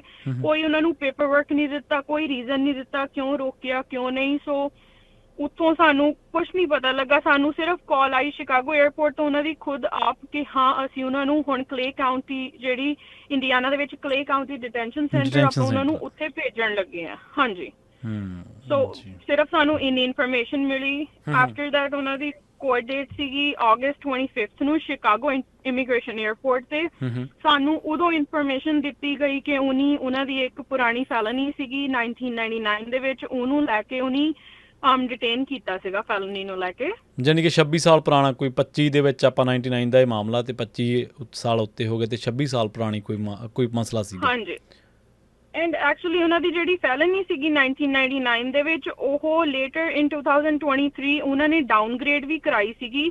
ਉਹ ਮਿਸਡਿਮੀਨਰ ਦੇ ਵਿੱਚ ਡਾਊਨਗ੍ਰੇਡ ਹੋ ਚੁੱਕੀ ਸੀਗੀ, ਬਿਕੋਜ਼ ਜੋ ਉਹਨੇ ਕ੍ਰਾਈਮ ਲਾਇਆ ਸੀਗਾ ਉਹ ਇੱਕ ਫੈਲਨੀ ਕ੍ਰਾਈਮ ਨਹੀਂ ਸੀਗਾ। ਈਵਨ ਜੱਜ ਜਿੱਥੇ ਉਹਨਾਂ ਦੀ ਹੋਈ ਸੀਗੀ ਡਾਊਨਗ੍ਰੇਡ, ਜਿੱਥੇ ਉਹਨਾਂ ਦਾ ਪਹਿਲਾ ਕੇਸ ਸੀਗਾ ਲਿਬਰਟੀ ਇੰਡੀਆਨਾ ਦੇ ਵਿੱਚ, ਉੱਥੋਂ ਦੇ ਜੱਜ ਨੇ ਹੀ ਉਹਨੂੰ ਡਾਊਨਗ੍ਰੇਡ ਕੀਤਾ, ਪੇਪਰ ਸਾਰੇ ਸਾਈਨ ਕੀਤੇ ਕਿ ਹਾਂ, ਉਹ ਨਹੀਂ ਕਿਹਾ ਕਿ ਸ਼ੁਰੂ ਤੋਂ ਹੀ ਇਹ ਚੀਜ਼ ਫੈਲਨੀ ਨਹੀਂ ਹੋਣੀ ਚਾਹੀਦੀ ਸੀਗੀ, ਇਹ ਇੱਕ ਮਿਸਡਿਮੀਨਰ ਹੋਣਾ ਚਾਹੀਦਾ ਸੀਗਾ। ਸੋ ਈਵਨ ਉਹ ਹਰੇਕ ਵਾਰ ਜਦੋਂ ਟਰੈਵਲ ਕਰਦੇ ਸੀਗੇ, ਉਹ ਹਮੇਸ਼ਾ ਉਹ ਪੇਪਰ ਆਪਣੇ ਕੋਲ ਰੱਖਦੇ ਸੀਗੇ। ਤੇ ਇਸ ਵਾਰ ਵੀ ਉਹਨੇ ਉਹ ਪੇਪਰ ਉਹਨਾਂ ਦੇ ਕੋਲ ਸੀਗਾ ਜਿੱਤੇ ਮੈਂਸ਼ਨ ਕੀਤਾ ਸੀ ਕਿ ਉਹਨਾਂ ਦੀ ਫੈਲਨੀ ਮਿਸਡਿਮੀਨਰ ਦੇ ਵਿੱਚ ਕਨਵਰਟ ਕਰ ਦਿੱਤੀ ਗਈ। ਤੇ ਐਵਰੀ ਟਾਈਮ ਜਦੋਂ ਟਰੈਵਲ ਕਰਦੇ ਸੀ, ਉਹ ਪੇਪਰ ਦੇਖ ਕੇ ਉਹਨਾਂ ਨੂੰ ਜਾਣ ਦਿੱਤਾ ਜਾਂਦਾ ਸੀਗਾ, ਬਿਕਾਜ਼ ਉਹ ਮਿਸਡਿਮੀਨਰ ਸੀਗਾ, ਫੈਲਨੀ ਉਹਨਾਂ ਦੀ ਕੱਟ ਹੋ ਗਈ ਸੀਗੀ। ਅੱਛਾ, ਇਸੇ ਦਰਮਿਆਨ ਉਹਨਾਂ ਨੇ ਸਿਟੀਜ਼ਨਸ਼ਿਪ ਵੀ ਅਪਲਾਈ ਕੀਤੀ ਜਾਂ ਮਤਲਬ ਗ੍ਰੀਨ ਕਾਰਡ ਹੀ ਸੀ? ਹਾਂਜੀ, ਉਹਨਾਂ ਨੇ ਸਿਟੀਜ਼ਨਸ਼ਿਪ ਅਪਲਾਈ ਕਰਨ ਦੀ ਟਰਾਈ ਕੀਤੀ ਸੀਗੀ ਕਾਫੀ ਵਾਰ, ਐਕਚੁਅਲੀ 2-3 ਵਾਰ ਉਹਨੇ ਟਰਾਈ ਕੀਤੀ, ਬਟ ਐਵਰੀ ਟਾਈਮ ਉਹਨਾਂ ਨੂੰ ਇਹੀ ਚੀਜ਼ ਕਹਿ ਕੇ ਉਹਨੇ ਇੰਟਰਵਿਊ ਵੀ ਦਿੱਤੀ, ਉਹਨਾਂ ਦੀ ਇੰਟਰਵਿਊ ਵੀ ਪਾਸ ਹੋਈ ਸੀਗੀ। ਬਟ ਉਸ ਤੋਂ ਬਾਅਦ ਘਰੇ ਲੈਟਰ ਆ ਗਿਆ ਸੀਗਾ ਕਿ ਤੁਸੀਂ ਐਲੀਜੀਬਲ ਨਹੀਂ ਹੈਗੇ ਸਿਟੀਜ਼ਨਸ਼ਿਪ ਲਈ, ਬਿਕਾਜ਼ ਤੁਹਾਡਾ ਜਿਹੜਾ ਆਹ ਕੇਸ ਹੈ ਪਿੱਛੇ ਉਹ ਸ਼ੋ ਹੁੰਦਾ ਪਿਆ ਆ, ਫੈਲਨੀ ਸ਼ੋ ਹੁੰਦੀ ਪਈ ਹੈ। ਸੋ ਉਹਨੇ ਐਕਚੁਅਲੀ ਲੇਟਰ ਇਨ 2023 ਇਸੇ ਕਰਕੇ ਉਹਨੇ ਡਿਸਾਈਡ ਕੀਤਾ ਸੀਗਾ, ਲਾਇਰ ਨਾਲ ਗੱਲ ਕੀਤੀ ਸੀ, ਕ੍ਰਿਮੀਨਲ ਲਾਇਰ ਨਾਲ। ਉਹਨਾਂ ਨੂੰ ਇਹੀ ਐਡਵਾਈਸ ਦਿੱਤੀ ਗਈ ਸੀਗੀ ਕਿ ਤੁਸੀਂ ਆਪਣੀ ਫੈਲਨੀ ਨੂੰ ਮਿਸਡਿਮੀਨਰ ਦੇ ਵਿੱਚ ਕਨਵਰਟ ਕਰਾਓ, ਬਿਕਾਜ਼ ਉਹ ਹੋ ਸਕਦੀ ਹੈ ਕਿ ਕੇਸ ਇੰਨਾ ਕੋਈ ਸੀਰੀਅਸ ਕੇਸ ਨਹੀਂ ਹੈਗਾ। ਸੋ ਦੈਟ ਇਜ਼ ਵਾਈ ਕਿ ਉਹਨੇ ਕਰਾਈ ਸੀਗੀ। ਫਿਰ ਉਹਨੇ ਇੰਡੀਆ ਤੋਂ ਆ ਕੇ ਦੁਬਾਰਾ ਉਹਨੇ ਸਿਟੀਜ਼ਨਸ਼ਿਪ ਸੋਚਦੇ ਸੀਗੇ ਕਿ ਮੈਂ ਅਪਲਾਈ ਕਰਨੀ ਹੈ। ਉਹਦੇ ਦਰਮਿਆਨ ਹੀ ਜਦੋਂ ਇੱਥੇ ਉਤਰਦੇ ਨੇ ਸ਼ਿਕਾਗੋ ਦੇ ਵਿੱਚ, ਤਾਂ ਉਹਨਾਂ ਨੂੰ ਅਰੈਸਟ ਕਰ ਲਿਆ ਜਾਂਦਾ ਹੈ ਨਾ? ਹਾਂਜੀ, ਸ਼ਿਕਾਗੋ ਤੋਂ ਹੀ ਸਿੱਧਾ ਉਹਨਾਂ ਨੂੰ ਡਿਟੇਨ ਕੀਤਾ ਜਾਂਦਾ ਆ। ਹਾਂਜੀ, ਤੇ ਹੁਣ ਇਸ ਮਾਮਲੇ ਦੇ ਵਿੱਚ ਤੁਹਾਨੂੰ ਕੀ ਲੱਗਦਾ, ਕੋਈ ਮਤਲਬ ਲੀਗਲ ਜਿਹੜੇ ਪ੍ਰੋਸੈਸ ਨੇ ਉਹ ਮਦਦ ਕਰ ਦੇਣਗੇ, ਜਾਂ ਮਤਲਬ ਕੋਈ ਆਸ ਉਮੀਦ ਹੈ? ਜਾਂ ਅਸੀਂ ਐਕਚੁਅਲੀ ਬਹੁਤ ਟਰਾਈ ਕੀਤਾ। ਜਦੋਂ ਉਹਨਾਂ ਦੀ ਕੋਰਟ ਡੇਟ ਸੀਗੀ 25 August ਨੂੰ, ਉਹਨਾਂ ਦੀ ਸ਼ਿਕਾਗੋ ਇਮੀਗ੍ਰੇਸ਼ਨ ਕੋਰਟ ਦੇ ਵਿੱਚ ਕੋਰਟ ਡੇਟ ਸੀਗੀ, ਉੱਥੇ ਉਹਨਾਂ ਨੂੰ ਜੱਜ ਨੇ ਉਹਨਾਂ ਦਾ ਕੇਸ ਵਗੈਰਾ ਦੇਖ ਕੇ, ਬਿਕਾਜ਼ ਉਹਨਾਂ ਦਾ ਕੇਸ ਕੋਈ ਇੰਨਾ ਵੱਡਾ ਨਹੀਂ ਸੀਗਾ, ਜਸਟ ਜਦੋਂ ਪਬਲਿਕ ਫੋਨ ਹੁੰਦੇ ਸੀਗੇ ਉਦੋਂ ਪਬਲਿਕ ਫੋਨ ਤੋਂ ਉਹ ਇੰਡੀਆ ਕਾਲ ਕਰਦੇ ਸੀਗੇ ਬੈਕ ਇਨ 1999। ਉਹਨਾਂ ਨੂੰ ਨਹੀਂ ਪਤਾ ਸੀਗਾ ਕਿ ਉਹ ਫੋਨ ਤੇ ਸਾਨੂੰ ਪੇ ਕਰਨਾ ਪੈਂਦਾ ਆ ਜੀ। ਸੋ ਉਹ ਆਪਣੀ ਫੈਮਿਲੀ ਨੂੰ, ਰਿਲੇਟਿਵਸ ਨੂੰ ਕਾਲ ਕਰਦੇ ਸੀਗੇ। ਸੋ ਉਹੀ ਬਿਕਾਜ਼ ਸਾਨੂੰ ਆਈ ਥਿੰਕ ਜਦੋਂ ਤੁਸੀਂ ਫੋਨ ਪਿਕ ਕਰਦੇ ਆ ਤੇ ਪਹਿਲਾਂ ਮਸ਼ੀਨ ਨੂੰ ਬੋਲਣਾ ਚਾਹੀਦਾ ਕਿ ਤੁਸੀਂ ਪੇ ਕਰੋ ਤੇ ਬਾਅਦ ਆਪਾਂ ਕਾਲ ਕਨੈਕਟ ਕਰਾਂਗੇ, ਬਟ ਉਸ ਟਾਈਮ ਏਦਾਂ ਦਾ ਕੁਛ ਨਹੀਂ ਸੀਗਾ। ਉਹ ਕਹਿੰਦੇ ਆਪਾਂ ਫੋਨ ਪੇ ਕਰੀਦਾ ਸੀ, ਡਾਇਲ ਕਰਦੇ ਸੀ, ਉਹ ਕਨੈਕਟ ਹੋ ਜਾਂਦਾ ਸੀਗਾ, ਗੱਲ ਕਰਕੇ ਰੱਖ ਦੇਈਦਾ ਸੀ। ਸੋ ਉਹਨਾਂ ਨੂੰ ਇਹ ਚੀਜ਼ ਦੀ ਨੌਲੇਜ ਨਹੀਂ ਸੀਗੀ, ਉਦੋਂ ਆਏ ਵੀ ਨਵੇਂ ਸੀ, ਜੇ ਥੋੜੇ ਸਾਲ ਹੋਏ ਸੀਗੇ। ਸੋ ਉਹਨਾਂ ਨੂੰ ਇਹ ਚੀਜ਼ ਦੀ ਨੌਲੇਜ ਨਹੀਂ ਸੀ ਕਿ ਸਾਨੂੰ ਪੇ ਕਰਨਾ ਪੈਂਦਾ। ਪਰ ਅਣਗਹਿਲੀ ਚ ਕਹਿ ਲਓ ਜਾਂ ਜਿਵੇਂ ਵੀ ਮਤਲਬ ਉਹਨਾਂ ਤੋਂ ਹਾਂਜੀ ਉਹਨਾਂ ਤੋਂ ਹੋ ਗਿਆ। ਜਿਵੇਂ ਜਦੋਂ ਕੋਰਟ ਡੇਟ ਹੋਈ ਸੀਗੀ ਉਹਨੇ ਐਕਚੁਅਲੀ ਬਾਅਦ ਚ ਸਾਰੇ ਫਾਈਨ ਜਿੰਨੇ ਫੋਨ ਕਾਲਸ ਦੇ ਸੀ, ਸਾਰੀ ਕੋਰਟ ਫੀਸ, ਐਵਰੀਥਿੰਗ ਸਾਰਾ ਕੁਝ ਪੇ ਕੀਤਾ, ਕਮਿਊਨਿਟੀ ਸਰਵਿਸ ਕੀਤੀ, ਜੋ ਉਹਨਾਂ ਦਾ ਟਾਈਮ ਸੀਗਾ ਉਹਨੇ ਸਾਰਾ ਕੁਝ ਕੀਤਾ। ਕੇਸ ਬਿਲਕੁਲ ਫਾਈਲ ਦੇ ਵਿੱਚ ਪੂਰਾ ਕੇਸ ਬੰਦ ਹੋ ਚੁੱਕਿਆ, ਕਲੀਅਰ ਹੋ ਚੁੱਕਿਆ ਉਸੇ time in 2022 I think 2002 actually case ਪੂਰਾ ਬਿਲਕੁਲ ਕਲੀਅਰ ਹੋ ਗਿਆ ਸੀਗਾ ਸਾਰਾ ਕੁਝ, ਕਿਉਂਕਿ ਉਹਨੇ ਕਰ ਲਿਆ ਸੀ ਆਪਣੀ ਇਵਨ ਕਮਿਊਨਿਟੀ ਸਰਵਿਸ ਐਵਰੀਥਿੰਗ। ਜੀ ਤੇ ਕਿਰਨ ਜੀ ਹੁਣ ਮਤਲਬ ਇਹ ਤਾਂ ਆਪਾਂ ਨੂੰ ਪਤਾ ਲੱਗ ਗਿਆ ਵੀ ਉਹ ਚਲੋ ਜਦੋਂ ਉਹਨਾਂ ਨੂੰ ਡਿਟੇਨ ਕੀਤਾ ਗਿਆ ਪੁਰਾਣਾ ਮਾਮਲਾ ਸੀਗਾ। ਇਹ ਤਾਂ ਮਤਲਬ ਗੱਲ ਉਹ ਹੋ ਗਈ ਨਾ ਵੀ ਤੁਸੀਂ ਕਿਤੇ ਉਹ ਕੋਕ ਦਾ ਕੋਈ ਬੂਥ ਲੱਗਿਆ ਤੇ ਉੱਥੇ ਤੁਸੀਂ ਕਲਿੱਕ ਕਰਦੇ ਹੋ, ਪੈਸੇ ਮਤਲਬ ਪੈਸੇ ਪਾਏ ਬਿਨਾਂ ਤੇ ਉਹ ਬੋਤਲ ਨਿਕਲਿਆ ਆਵੇ, ਬਾਅਦ 'ਚੋਂ ਤੁਹਾਨੂੰ 20 ਸਾਲਾਂ ਬਾਅਦ ਕਹਿਣੀ ਭਾਈ ਤੁਸੀਂ ਤਾਂ ਕੋਕ ਦੀ ਬੋਤਲ ਇੱਕ ਚੱਕੀ ਸੀ। ਉਹ ਕਿਉਂਕਿ ਪੈਸੇ ਰੀਚਾਰਜ ਕੀਤੇ ਬਿਨਾਂ ਨਿਕਲਦੀ ਨਹੀਂ, ਉਹ ਤੁਹਾਨੂੰ ਪੈਸੇ ਪਹਿਲਾਂ ਪੇ ਕਰਨੇ ਪੈਂਦੇ ਤੇ ਤੁਸੀਂ ਫੇਰ ਹੀ ਬੂਥ ਤੋਂ ਲੈ ਸਕਦੇ ਹੋ ਨਾ ਕਿਸੇ ਵੀ ਡਰਿੰਕ ਦੀ ਬੋਤਲ। ਟਾਈਮ ਜੇ ਪਹਿਲਾਂ ਮਸ਼ੀਨ ਲਾਈਕ ਬੋਲਦੀ ਹੁੰਦੀ ਕਿ ਤੁਸੀਂ ਨਹੀਂ ਪੇਮੈਂਟ ਕਰੋ, ਈਵਨ ਆਫਟਰ ਜਦੋਂ ਤੁਸੀਂ ਫੋਨ ਰੱਖਦੇ ਹੋ ਤਾਂ ਵੀ ਜੇ ਵਿੱਚ ਆਉਂਦਾ ਤਾਂ ਉਹ ਕਿਉਂ ਨਹੀਂ ਪੇਮੈਂਟ ਕਰਦੇ ਹੋ, ਆਬਵੀਅਸਲੀ ਪੇਮੈਂਟ ਕਰਦੇ, ਬਟ ਏਦਾਂ ਦਾ ਕੁਝ ਸੀਗਾ ਹੀ ਨਹੀਂ ਉਸ ਟਾਈਮ। ਉਹਨਾਂ ਦਾ ਜਦੋਂ ਡਾਇਰੈਕਟ ਫੋਨ ਡਾਇਲ ਹੁੰਦਾ ਪਿਆ ਸੀਗਾ, ਸੋ ਉਹਨਾਂ ਨੂੰ ਉੱਥੇ ਕੀ ਨੌਲੇਜ ਹੋਣੀ ਸੀਗੀ। ਈਵਨ ਅੱਜ ਦੇ ਟਾਈਮ ਦੀ ਅੱਜ ਦੀ ਜਨਰੇਸ਼ਨ ਨੂੰ ਵੀ ਆਈ ਡੋਨਟ ਥਿੰਕ ਇੰਨੀ ਉੱਥੇ ਨੌਲੇਜ ਹੋਊਗੀ ਕਿ ਹਾਂ ਅਗਰ ਡਾਇਲ ਹੁੰਦਾ ਪਿਆ ਤੇ ਤੁਸੀਂ ਡਾਇਲ ਕਰਦੇ ਆ ਦੈਟ ਮੀਨਸ ਇਟਸ ਫ੍ਰੀ, ਕਿ ਉਹ ਪਬਲਿਕ ਫੋਨ ਲੱਗੇ ਹੋਏ ਨੇ। ਜੀ ਬਿਲਕੁਲ। ਕਿਰਨ ਜੀ ਤੁਸੀਂ ਆਪਣੇ ਨਾਲ ਕੁਝ ਹੋਰ ਕਾਲਰ ਨੇ, ਆਪਾਂ ਉਹਨਾਂ ਨੂੰ ਵੀ ਪ੍ਰੋਗਰਾਮ ਦੇ ਵਿੱਚ ਮੌਕਾ ਦੇ ਦਈਏ, ਤੁਸੀਂ ਹੋਲਡ ਤੇ ਰੱਖੋ ਤੇ ਆਪਾਂ ਫਿਰ ਇਸ ਗੱਲਬਾਤ ਨੂੰ ਅੱਗੇ ਤੋਰਦੇ ਹਾਂ ਜੀ। ਆਪਣੇ ਨਾਲ ਜੁੜੇ ਨੇ ਲੱਖਾ ਸਿੰਘ ਜੀ। ਲੱਖਾ ਸਿੰਘ ਜੀ ਸਤਿ ਸ਼੍ਰੀ ਅਕਾਲ, ਤੁਸੀਂ ਆਉਂਦੇ ਰਹੋ ਜੀ। ਸਤਿ ਸ਼੍ਰੀ ਅਕਾਲ ਜੀ। ਵਾਹਿਗੁਰੂ ਜੀ ਖਾਲਸਾ ਵਾਹਿਗੁਰੂ ਜੀ ਫਤਿਹ। ਵਾਹਿਗੁਰੂ ਜੀ ਖਾਲਸਾ ਵਾਹਿਗੁਰੂ ਜੀ ਕੀ ਫਤਿਹ ਜੀ। ਹਾਂਜੀ ਮੈਂ ਆਇਆ ਸੀ 84 ਚ ਇੱਥੇ। ਜੀ 84 ਚ ਆ ਕੇ ਮੈਂ ਇੱਥੇ ਵਿਆਹ ਕਰਾ ਲਿਆ ਸੀਗਾ। ਵਿਆਹ ਕਰਾ ਕੇ ਉਹ ਮੇਰਾ ਸਿਰੇ ਨਹੀਂ ਚੜਿਆ ਤੇ ਉਹ ਗੱਲਬਾਤ ਕਰਦੇ ਕਰਾਉਂਦੇ ਮੁੜ ਕੇ ਮੈਨੂੰ ਫਿਰ ਜਿਹੜੀ ਕੰਪਨੀ 'ਚ ਕੰਮ ਕਰਦਾ ਮੇਰੇ ਬੌਸ ਨੇ ਮੇਰਾ ਅਪਲਾਈ ਕਰਤਾ ਸੀਗਾ। ਠੀਕ ਹੈ ਜੀ। ਮੈਂ ਪਹਿਲਾਂ ਆਉਂਦਾ ਫੜਿਆ ਗਿਆ ਜੀ ਬਾਰਡਰ ਦੇ ਉੱਪਰ। ਬਾਰਡਰ ਦੇ ਫੜਨ ਤੋਂ ਬਾਅਦ ਮੈਂ ਫਿਰ ਮਹੀਨਾ ਡੇਢ ਮਹੀਨਾ ਅੰਦਰ ਰਿਹਾ। ਜਦੋਂ ਪਹਿਲਾਂ ਫਿਰ ਬਾਂਡ ਭਰ ਕੇ ਬਾਹਰ ਨਿਕਲਿਆ ਸੀ ਮੈਂ। ਠੀਕ ਹੈ। ਤੇ ਉਸ ਤੋਂ ਬਾਅਦ ਫਿਰ ਮੈਨੂੰ ਇੱਥੇ ਗੋਰੀ ਵਕੀਲ ਮਿਲੀ ਇੱਕ, ਤੇ ਉਹਨੇ ਮੇਰਾ ਭਾਈ ਬੜਾ ਕੰਮ ਸੋਹਣਾ ਕੀਤਾ ਤੇ ਮੈਨੂੰ ਕਹਿੰਦੀ ਵੀ ਮੈਂ ਦੱਸਿਆ ਵੀ ਐਕਟਿੰਗ ਕਰਕੇ ਵੀ ਮੈਂ ਵਿਆਹ ਕਰਾਇਆ ਸੀਗਾ, ਜਿਹੜੇ ਪੈਸੇ ਮੈਂ ਕਮਾਉਣਾ ਸਾਰੇ ਲੈ ਲੈਂਦੀ ਮੇਰੇ ਤੋਂ, ਮੇਰੇ ਕੋਲ ਕੋਈ ਦੁੱਖੀ ਨਹੀਂ ਬਚਦੀ ਤੇ ਹੁਣ ਮੈਂ ਕਰਾ ਕੇ ਭਾਈ ਮੈਂ ਕਿਹਾ ਵੀ ਮੈਂ ਤਾਂ ਨਾਲ ਉਹਦੇ ਰਹਿਣ ਨਾਲੇ ਦਾਰੂ ਦੂਰੂ ਪੀਂਦੀ ਸੀ, ਉਹਨੇ ਕਿੰਨੇ ਕੰਜਰਖਾਨੇ ਕਰਨੇ ਤੇ ਉਸ ਤੋਂ ਬਾਅਦ ਸਭ ਕੁਛ ਛੱਡ ਛੜਾ ਕੇ ਮੈਂ ਤਾਂ ਰਹਿਣਾ ਨਹੀਂ ਇੱਥੇ ਤੇ ਮੈਂ ਕਿਹਾ ਮੈਂ ਤਾਂ ਆਪਣਾ ਡਿਵੋਰਸ ਲੈਣਾ ਹੈ ਤੋਂ। ਠੀਕ ਹੈ। ਤੇ ਡਿਵੋਰਸ ਕਰਾ ਕੇ ਉਹਨੂੰ ਮੈਂ ਡਿਵੋਰਸ ਵੀ ਕਰਵਾਤਾ ਉਹਦੇ ਨਾਲ ਅਪਲਾਈ ਕਰਕੇ ਮੈਨੂੰ ਇਹ ਯਕੀਨ ਕਰ ਲਾ ਸਾਹਿਬ ਕਰਾ ਜਿਹੜੀ ਗੋਰੀ ਉਹਨੇ ਸਾਰਾ $500 ਲੈ ਪਜਾਈ ਨੇ ਮੇਰੇ ਤੋਂ। ਅੱਛਾ ਤੁਸੀਂ ਸਿਟੀਜ਼ਨ ਹੋ ਗਏ ਸੀਗੇ, ਗ੍ਰੀਨ ਕਾਰਡ ਆ ਗਿਆ ਸੀ ਤੁਹਾਡੇ ਕੋਲੇ ਵਿਆਹ ਦੇ ਬੇਸ ਤੇ ਕਿ ਨਹੀਂ ਉਦੋਂ ਤੱਕ? ਕੁਛ ਨਹੀਂ ਸੀ ਮੇਰੇ ਕੋਲ, ਕੁਛ ਨਹੀਂ ਸੀਗਾ ਬਿਲਕੁਲ ਹੀ। ਠੀਕ ਹੈ ਠੀਕ ਤੇ ਹੈ। ਉਦੋਂ ਮੈਂ ਵੀ ਮੈਂ ਜਦੋਂ ਇੱਦਾਂ ਦੇ ਕੰਜਰਖਾਨੇ ਮੈਂ ਤਾਂ ਰਹਿਣਾ ਨਹੀਂ, ਬਜਾਏ ਮੇਰਾ ਗ੍ਰੀਨ ਕਾਰਡ ਬਣੇ ਨਾ ਬਣੇ ਵੀ ਮੈਂ ਇੱਦਾਂ ਦੇ ਕੰਜਰਖਾਨੇ ਰੋਜ਼ ਦਾ ਸਿਆਪਾ ਮੈਂ ਨਹੀਂ ਚੱਲ ਸਕਦਾ। ਤੇ ਮੈਂ ਉਸ ਤੋਂ ਬਾਅਦ ਨਿਕਲ ਆ ਗਿਆ ਉੱਥੋਂ ਤੇ ਮੇਰੀ ਕੰਪਨੀ ਜਿਹੜੀ ਮੈਂ ਕੰਮ ਕਰਦਾ ਮੇਰੇ ਬੌਸ ਨੇ ਮੇਰਾ ਕਰਤਾ ਅਪਲਾਈ ਤੇ ਉਹ ਮੈਨੂੰ ਕਹਿੰਦੀ ਹੁਣ ਤੂੰ ਇੱਥੇ ਆਇਆ ਸੀਗਾ ਇਲੀਗਲ। ਮੇਰੀ ਗੋਰੀ ਸੀ ਜੋ ਦੱਸਣਗੇ ਵੀ ਇਹ ਤੈਨੂੰ ਇੱਕ ਵਾਰ ਡਿਪੋਰਟ ਹੋਣਾ ਪਊਗਾ। ਡਿਪੋਰਟ ਹੋ ਕੇ ਦੁਬਾਰੇ ਫਿਰ ਤੇਰਾ ਵੀਜ਼ਾ ਲੱਗੂਗਾ, ਫਿਰ ਤੂੰ ਇੱਥੇ ਫਿਰ ਲੀਗਲੀ ਆ ਸਕਦਾ। ਠੀਕ ਹੈ ਠੀਕ ਹੈ। ਮੈਂ ਕਿਹਾ ਵੀ ਚੱਲ ਠੀਕ ਮੈਂ ਕਰਕੇ ਮੈਂ ਵੀ ਚੱਲ ਵੀ ਜਿੱਦਾਂ ਤੂੰ ਕਰਦੀ ਮੈਂ ਤੈਨੂੰ ਪਤਾ ਹੁਣ ਜੀ। ਮੈਂ ਕਿਹਾ ਵੀ ਕਹਿੰਦੀ ਜੇ ਤੈਨੂੰ ਕੋਈ ਉੱਥੇ ਚੱਕਰ ਪਵੇ ਇੰਡੀਆ ਗਏ ਨੂੰ ਤਾਂ ਮੈਨੂੰ ਕਾਲ ਕਰਦੀ, ਕਹਿੰਦੀ ਮੈਂ ਉੱਥੋਂ ਜਾ ਕੇ ਲੈ ਕੇ ਆਉਂਗੀ। ਜੀ ਠੀਕ ਹੈ। ਪਤਾ ਨਹੀਂ ਕੀ ਉਹਦਾ ਮਨ ਸੀਗਾ ਵਿਚਾਰੀ ਜਾਣੀ ਆਪਾਂ ਰੱਬ ਕਹਿੰਦੇ ਵੀ ਬੜੀ ਕਰਮ ਵਾਲੀ ਸੀਗੀ। ਉਹਦੇ ਵਿੱਚ ਜੱਜ ਵੀ ਬਣ ਗਈ ਸੀ ਉਹ ਤੇ ਉਹਨੇ ਮੇਰੀ ਪੂਰੀ ਮਦਦ ਕਰੀ ਜਾਣੀ ਚਾਹਤਾ ਮੇਰੇ ਤੇ ਤਰਸ ਹੀ ਆ ਗਿਆ। ਰੱਬ ਜਾਣੇ ਕੀ ਸੀਗਾ ਉਹਨੂੰ। ਉਹਨੇ ਕਰਾ ਕੇ ਮੇਰਾ ਚਲੋ ਕਿਸੇ ਭਲੇ ਬੰਦੇ ਨਾਲ ਤੁਹਾਡਾ ਵਾਹ ਪੈ ਗਿਆ ਜੀ ਅਸਲ ਦੇ ਵਿੱਚ। ਮੇਰੀ ਜਾਬ ਦੇ ਕਾਗਜ਼ ਅਪਲਾਈ ਕਰਕੇ ਉਹਨੇ ਮੁੜ ਕੇ ਉਹਨੇ ਮੇਰਾ ਵੀਜ਼ਾ ਮੈਨੂੰ ਇਹ ਵੀ ਤੈਨੂੰ ਡਿਪੋਰਟ ਹੋਣਾ ਪਊਗਾ ਇੱਕ ਵਾਰੀ। ਮੈਂ ਮੇਰੇ ਮਾਮਾ ਜੀ ਹੋਏ ਸੀਗੇ ਇੱਥੇ ਮੈਂ ਪੁੱਛਿਆ ਮੈਂ ਡਿਪੋਰਟ ਹੋਣਾ ਪਊਗਾ। ਕਹਿੰਦੀ ਉਹ ਕਹਿੰਦੇ ਜੇ ਡਿਪੋਰਟ ਹੋਣਾ ਮੁੜਿਆ ਆਏਗਾ ਤਾਂ ਤੇਰੀ ਮਰਜ਼ੀ ਆ, ਕਹਿੰਦੇ ਨਹੀਂ ਤਾਂ ਦੇਖ ਲਾ ਵੀ ਛੱਡ ਦੇ ਕੇਸ ਵਿੱਚ ਹੀ। ਮਾਮਾ ਨੇ ਮੈਨੂੰ ਯਕੀਨ ਆ ਉਹਤੇ। ਅੱਛਾ ਮੈਨੂੰ ਚੜ੍ਹਨ ਲੱਗੇ ਨੂੰ ਉਹਨੇ ਕਿਹਾ ਮੈਨੂੰ ਕਹਿੰਦੀ ਆਹ ਮੇਰਾ ਫੋਨ ਨੰਬਰ ਆ, ਕਹਿੰਦੀ ਐਨੀ ਪ੍ਰੋਬਲਮ ਤੈਨੂੰ ਕਿਤੇ ਵੀ ਆਵੇ ਮੈਨੂੰ ਕਾਲ ਕਰਕੇ ਮੈਂ ਸਿੱਧੀ ਉੱਥੇ ਆਉਂਗੀ। ਠੀਕ ਹੈ ਵਾਹ ਫਿਰ ਤਾਂ ਕਿਆ ਬਾਤ। ਮੈਂ ਵੀ ਚਲੋ ਮੈਂ ਇੱਥੋਂ ਗਿਆ ਵੀਜ਼ਾ ਲੈ ਕੇ ਮੈਂ ਪਹਿਲਾਂ ਉੱਤਰ ਸਾਲ ਤੋਂ ਜਾਂਦੇ ਨਹੀਂ ਅੰਬੈਸੀ ਜਾਣਾ ਪਹਿਲਾਂ। ਠੀਕ ਹੈ। ਮੈਂ ਅੰਬੈਸੀ ਗਿਆ ਉੱਥੇ ਅਮਰੀਕਾ ਦੀ ਅੰਬੈਸੀ ਜਾ ਕੇ ਮੈਂ ਦਿੱਲੀ ਗਏ ਤੁਸੀਂ? ਹਾਂ ਦਿੱਲੀ, ਹਾਂਜੀ ਠੀਕ ਹੈ ਅੱਛਾ। ਮੈਂ ਇੱਥੋਂ ਉੱਤਰ ਸਾਰੇ ਮੇਰਾ ਬ੍ਰਦਰ ਆ ਜੀ ਮੈਨੂੰ ਲੈਣ ਮੂਹਰੇ, ਮੈਂ ਮੈਨੂੰ ਇੱਥੇ ਮੈਸੀ ਜਾਣਾ ਪੈਣਾ ਪਹਿਲਾਂ, ਤੇ ਮੈਸੀ ਜਾ ਕੇ ਉੱਥੇ ਮੈਂ ਇੰਟਰਵਿਊ ਕਰਾ ਕੇ ਮੈਨੂੰ ਭਾਈ ਲੋਕ ਕਹਿਣ ਵੀ ਤੂੰ ਮੁੰਡਾ, ਮੈਂ ਡਿਪੋਰਟ ਹੋ ਕੇ ਆਇਆ, ਵੀ ਮੈਨੂੰ ਤੇਰੇ ਵਰਗੇ ਕਹਿੰਦੇ ਕੋਈ ਪਾਗਲ ਬੰਦਾ ਨਹੀਂ ਹੋਣਾ, ਕਹਿੰਦੇ ਜਿਹੜਾ ਅਮਰੀਕਾ ਜੋ ਡਿਪੋਰਟ ਹੋ ਕੇ ਆਪੇ ਆ ਗਿਆ। ਅੱਛਾ, ਸੈਲਫ ਡਿਪੋਰਟ ਹੋ ਗਿਆ ਜਿਹੜਾ। ਹਾਂ ਜੀ, ਮੈਂ ਤਾਂ ਹੁਣ ਜਾ ਕੇ ਅੰਦਰ ਮਿਲਣਾ, ਮੈਂ ਉਹਨੂੰ ਦਿਖਾਇਆ ਵੀ ਕਾਹਾ ਵੀ ਮੇਰੇ ਕਾਗਜ਼ ਕੋਈ ਦਿਖਾਇਆ ਉਹਨਾਂ ਨੂੰ।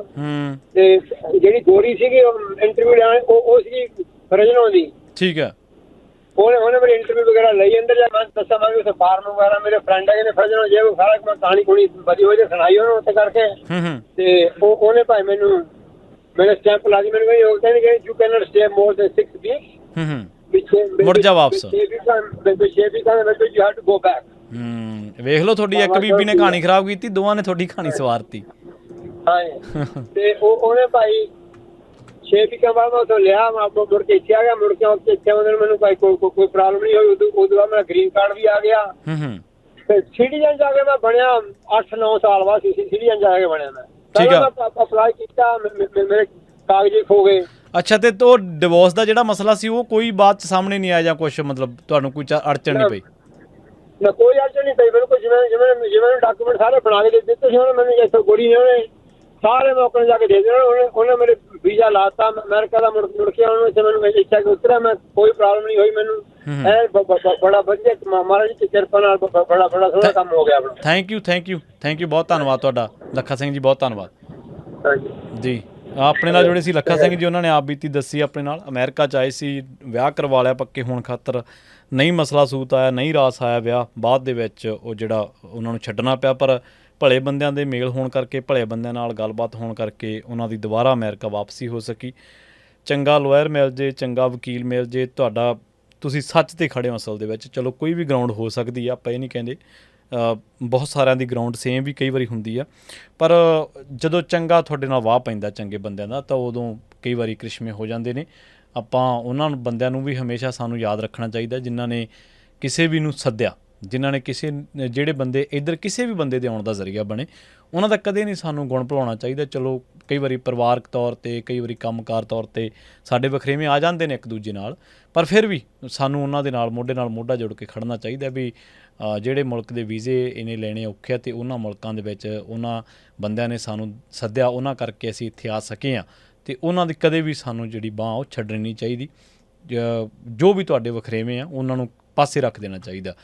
ਪਰ ਆਪਾਂ ਦੇਖਿਆ ਤਰ੍ਹਾਂ ਦੇ ਲੋਕਾਂ ਨਾਲ ਤਰ੍ਹਾਂ ਦੇ ਜਿਹੜੇ ਉਹ ਇੱਥੇ ਮਸਲੇ ਹੋਏ, ਤਰ੍ਹਾਂ ਦੇ ਤਰੀਕਿਆਂ ਦੇ ਨਾਲ ਉਹਨਾਂ ਦੇ ਨਾਲ ਠੱਗੀਆਂ ਠੋਰੀਆਂ ਵੀ ਵੱਜੀਆਂ, ਕਈਆਂ ਨਾਲ ਧੋਖੇ ਵੀ ਹੋਏ। ਸੋ ਉਹ ਜਿਹੜੀਆਂ ਗੱਲਾਂ ਬਾਤਾਂ ਨੇ ਆਪਾਂ ਸਾਂਝੀਆਂ ਕਰ ਰਹੇ ਹਾਂ। ਅਤੇ ਆਪਣੇ ਨਾਲ ਕਿਰਨਦੀਪ ਜੀ ਜਿਹੜੇ ਨੇ ਉਹ ਇੱਕ ਵਾਰ ਫਿਰ ਤੋਂ ਜੁੜੇ ਹੋਏ ਨੇ ਆਪਣੇ ਨਾਲ, ਲਗਾਤਾਰ ਆਪਾਂ ਉਹਨਾਂ ਦੇ ਨਾਲ ਗੱਲ ਕਰ ਰਹੇ ਹਾਂ। ਉਹਨਾਂ ਦੇ ਚਾਚਾ ਜੀ ਨੂੰ ਵੀ ਜਿਹੜਾ ਉਹ ਆਈਸ ਨੇ ਡਿਟੇਨ ਕੀਤਾ ਹੋਇਆ। ਕਿਰਨਦੀਪ ਜੀ, ਕਿਵੇਂ ਜਿਹੜਾ ਲੰਘੇ ਦਿਨਾਂ ਦੇ ਵਿੱਚ ਜੋ ਇਮੀਗ੍ਰੇਸ਼ਨ ਦੇ ਮਾਮਲਿਆਂ ਦੇ ਵਿੱਚ ਜਿਹੜੀ ਸਖਤੀ ਇੰਨੀ ਹੋਈ ਆ, ਮਤਲਬ ਤੁਸੀਂ ਕੀ ਸੋਚਦੇ ਹੋ ਵੀ ਕਈ ਜੈਨੂਅਨ ਲੋਕਾਂ ਨਾਲ ਜਾਂ ਪੁਰਾਣੇ ਮਸਲੇ, ਕਿਸੇ ਦਾ ਵੀ ਪੁਰਾਣਾ ਮਾਮਲਾ ਤੁਹਾਡੇ ਮੂਹਰੇ ਜੇ ਆ ਗਿਆ ਤਾਂ ਉਹ ਤੁਹਾਡੇ ਲਈ ਚਿੰਤਾ ਦਾ ਸਬੱਬ, ਤੁਹਾਡੇ ਲਈ ਪਰੇਸ਼ਾਨੀ ਦਾ ਸਬੱਬ ਬਣ ਸਕਦਾ ਜੀ?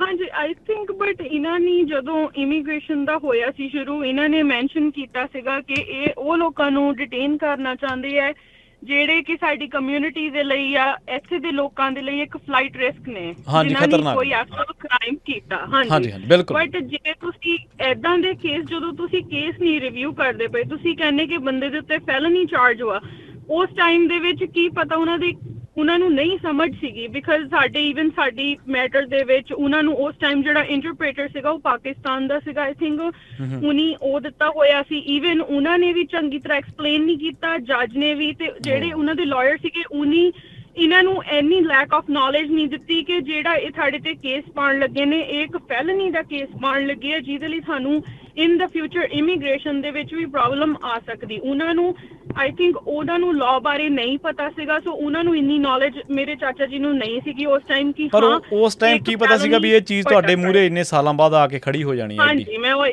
ਬਿਲਕੁਲ, ਉਹਨਾਂ ਨੂੰ ਇਹ ਵੀ ਨਹੀਂ ਪਤਾ ਸੀਗਾ ਕਿ ਇਹ ਚੀਜ਼ ਨੂੰ ਲੈ ਕੇ ਮੈਨੂੰ ਇਮੀਗ੍ਰੇਸ਼ਨ 'ਚ ਲੈ ਕੇ ਇਨ ਦਾ ਫਿਊਚਰ ਕਦੇ ਵੀ ਪ੍ਰੋਬਲਮ ਹੋ ਸਕਦੀ ਆ, ਕਦੇ ਵੀ ਏਦਾਂ ਦਾ ਹਾਲਾਤ ਆ ਸਕਦੇ ਜਿੱਥੇ ਕਿ ਉਹ ਇੰਨਾ ਪੁਰਾਣਾ ਕੇਸ ਕੱਢ ਕੇ ਮਤਲਬ ਉਹ ਚੀਜ਼ ਨੂੰ ਲੈ ਕੇ ਇੰਨਾ ਜ਼ਿਆਦਾ ਕਰੂਗੇ ਕਿ ਉਹ ਡਿਟੇਨ ਸਾਡੇ ਈਵਨ ਜੱਜ ਨੇ ਬੌਂਡ ਪਾ ਦਿੱਤਾ ਸੀਗਾ 25 ਅਗਸਤ ਉਹਨਾਂ ਦੀ ਕੋਰਟ ਡੇਟ ਦੇ ਉੱਤੇ ਉਹਨਾਂ ਦਾ ਬੌਂਡ ਪੈ ਗਿਆ ਸੀਗਾ $10,000 ਦਾ। ਅਸੀਂ ਜਦੋਂ ਫੈਮਿਲੀ ਬੌਂਡ ਪੇ ਕਰਨ ਲਈ ਉਸੇ ਟਾਈਮ ਰਾਈਟ ਅਵੇ ਅਸੀਂ ਵਿਲਿੰਗ ਸੀਗੇ ਕਿ ਅਸੀਂ ਬੌਂਡ ਪੇ ਕਰਨਾ, ਮਤਲਬ ਰਾਈਟ ਅਵੇ ਬੌਂਡ ਪੇ ਕਰਨਾ ਸੀਗਾ। ਅਸੀਂ ਜਦੋਂ ਸਿਸਟਮ ਦੇ ਵਿੱਚ ਪਾਇਆ ਕਿ ਆਪਾਂ ਬੌਂਡ ਪੇ ਕਰਨ ਲਈ ਰੈਡੀ ਹੈ, ਭਾਵੇਂ ਅਸੀਂ ਆਨਲਾਈਨ ਕਰੀਏ ਚਾਹੇ ਸਾਨੂੰ ਇੱਥੋਂ 6 ਘੰਟੇ ਡਰਾਈਵ ਕਰਕੇ ਕਿਤੇ ਜਾਣਾ ਪਵੇ, ਅਸੀਂ ਉੱਥੇ ਆ ਕੇ ਪੇ ਕਰੀਏ, ਅਸੀਂ ਉਸੇ ਟਾਈਮ ਜਾਣ ਲਈ ਰੈਡੀ ਸੀਗੇ। ਅਸੀਂ ਇਹ ਗੱਲ ਕਲੀਅਰਲੀ ਮੈਂਸ਼ਨ ਕੀਤੀ ਸੀ। ਬਟ ਜਦੋਂ ਉਹਨੇ ਬੌਂਡ ਪਾਇਆ ਆਈਸ ਵਾਲਿਆਂ ਨੇ ਉਸੇ ਟਾਈਮ ਬੌਂਡ ਦੇ ਉੱਤੇ 24 ਆਵਰ ਦਾ ਹੋਲਡ ਲਾਤਾ ਕਿ ਅਸੀਂ ਅਪੀਲ ਕਰਨਾ ਹੈ, ਅਸੀਂ ਇਹਨਾਂ ਨੂੰ ਬੌਂਡ ਨਹੀਂ ਪਾਉਣ ਦੇਣਾ।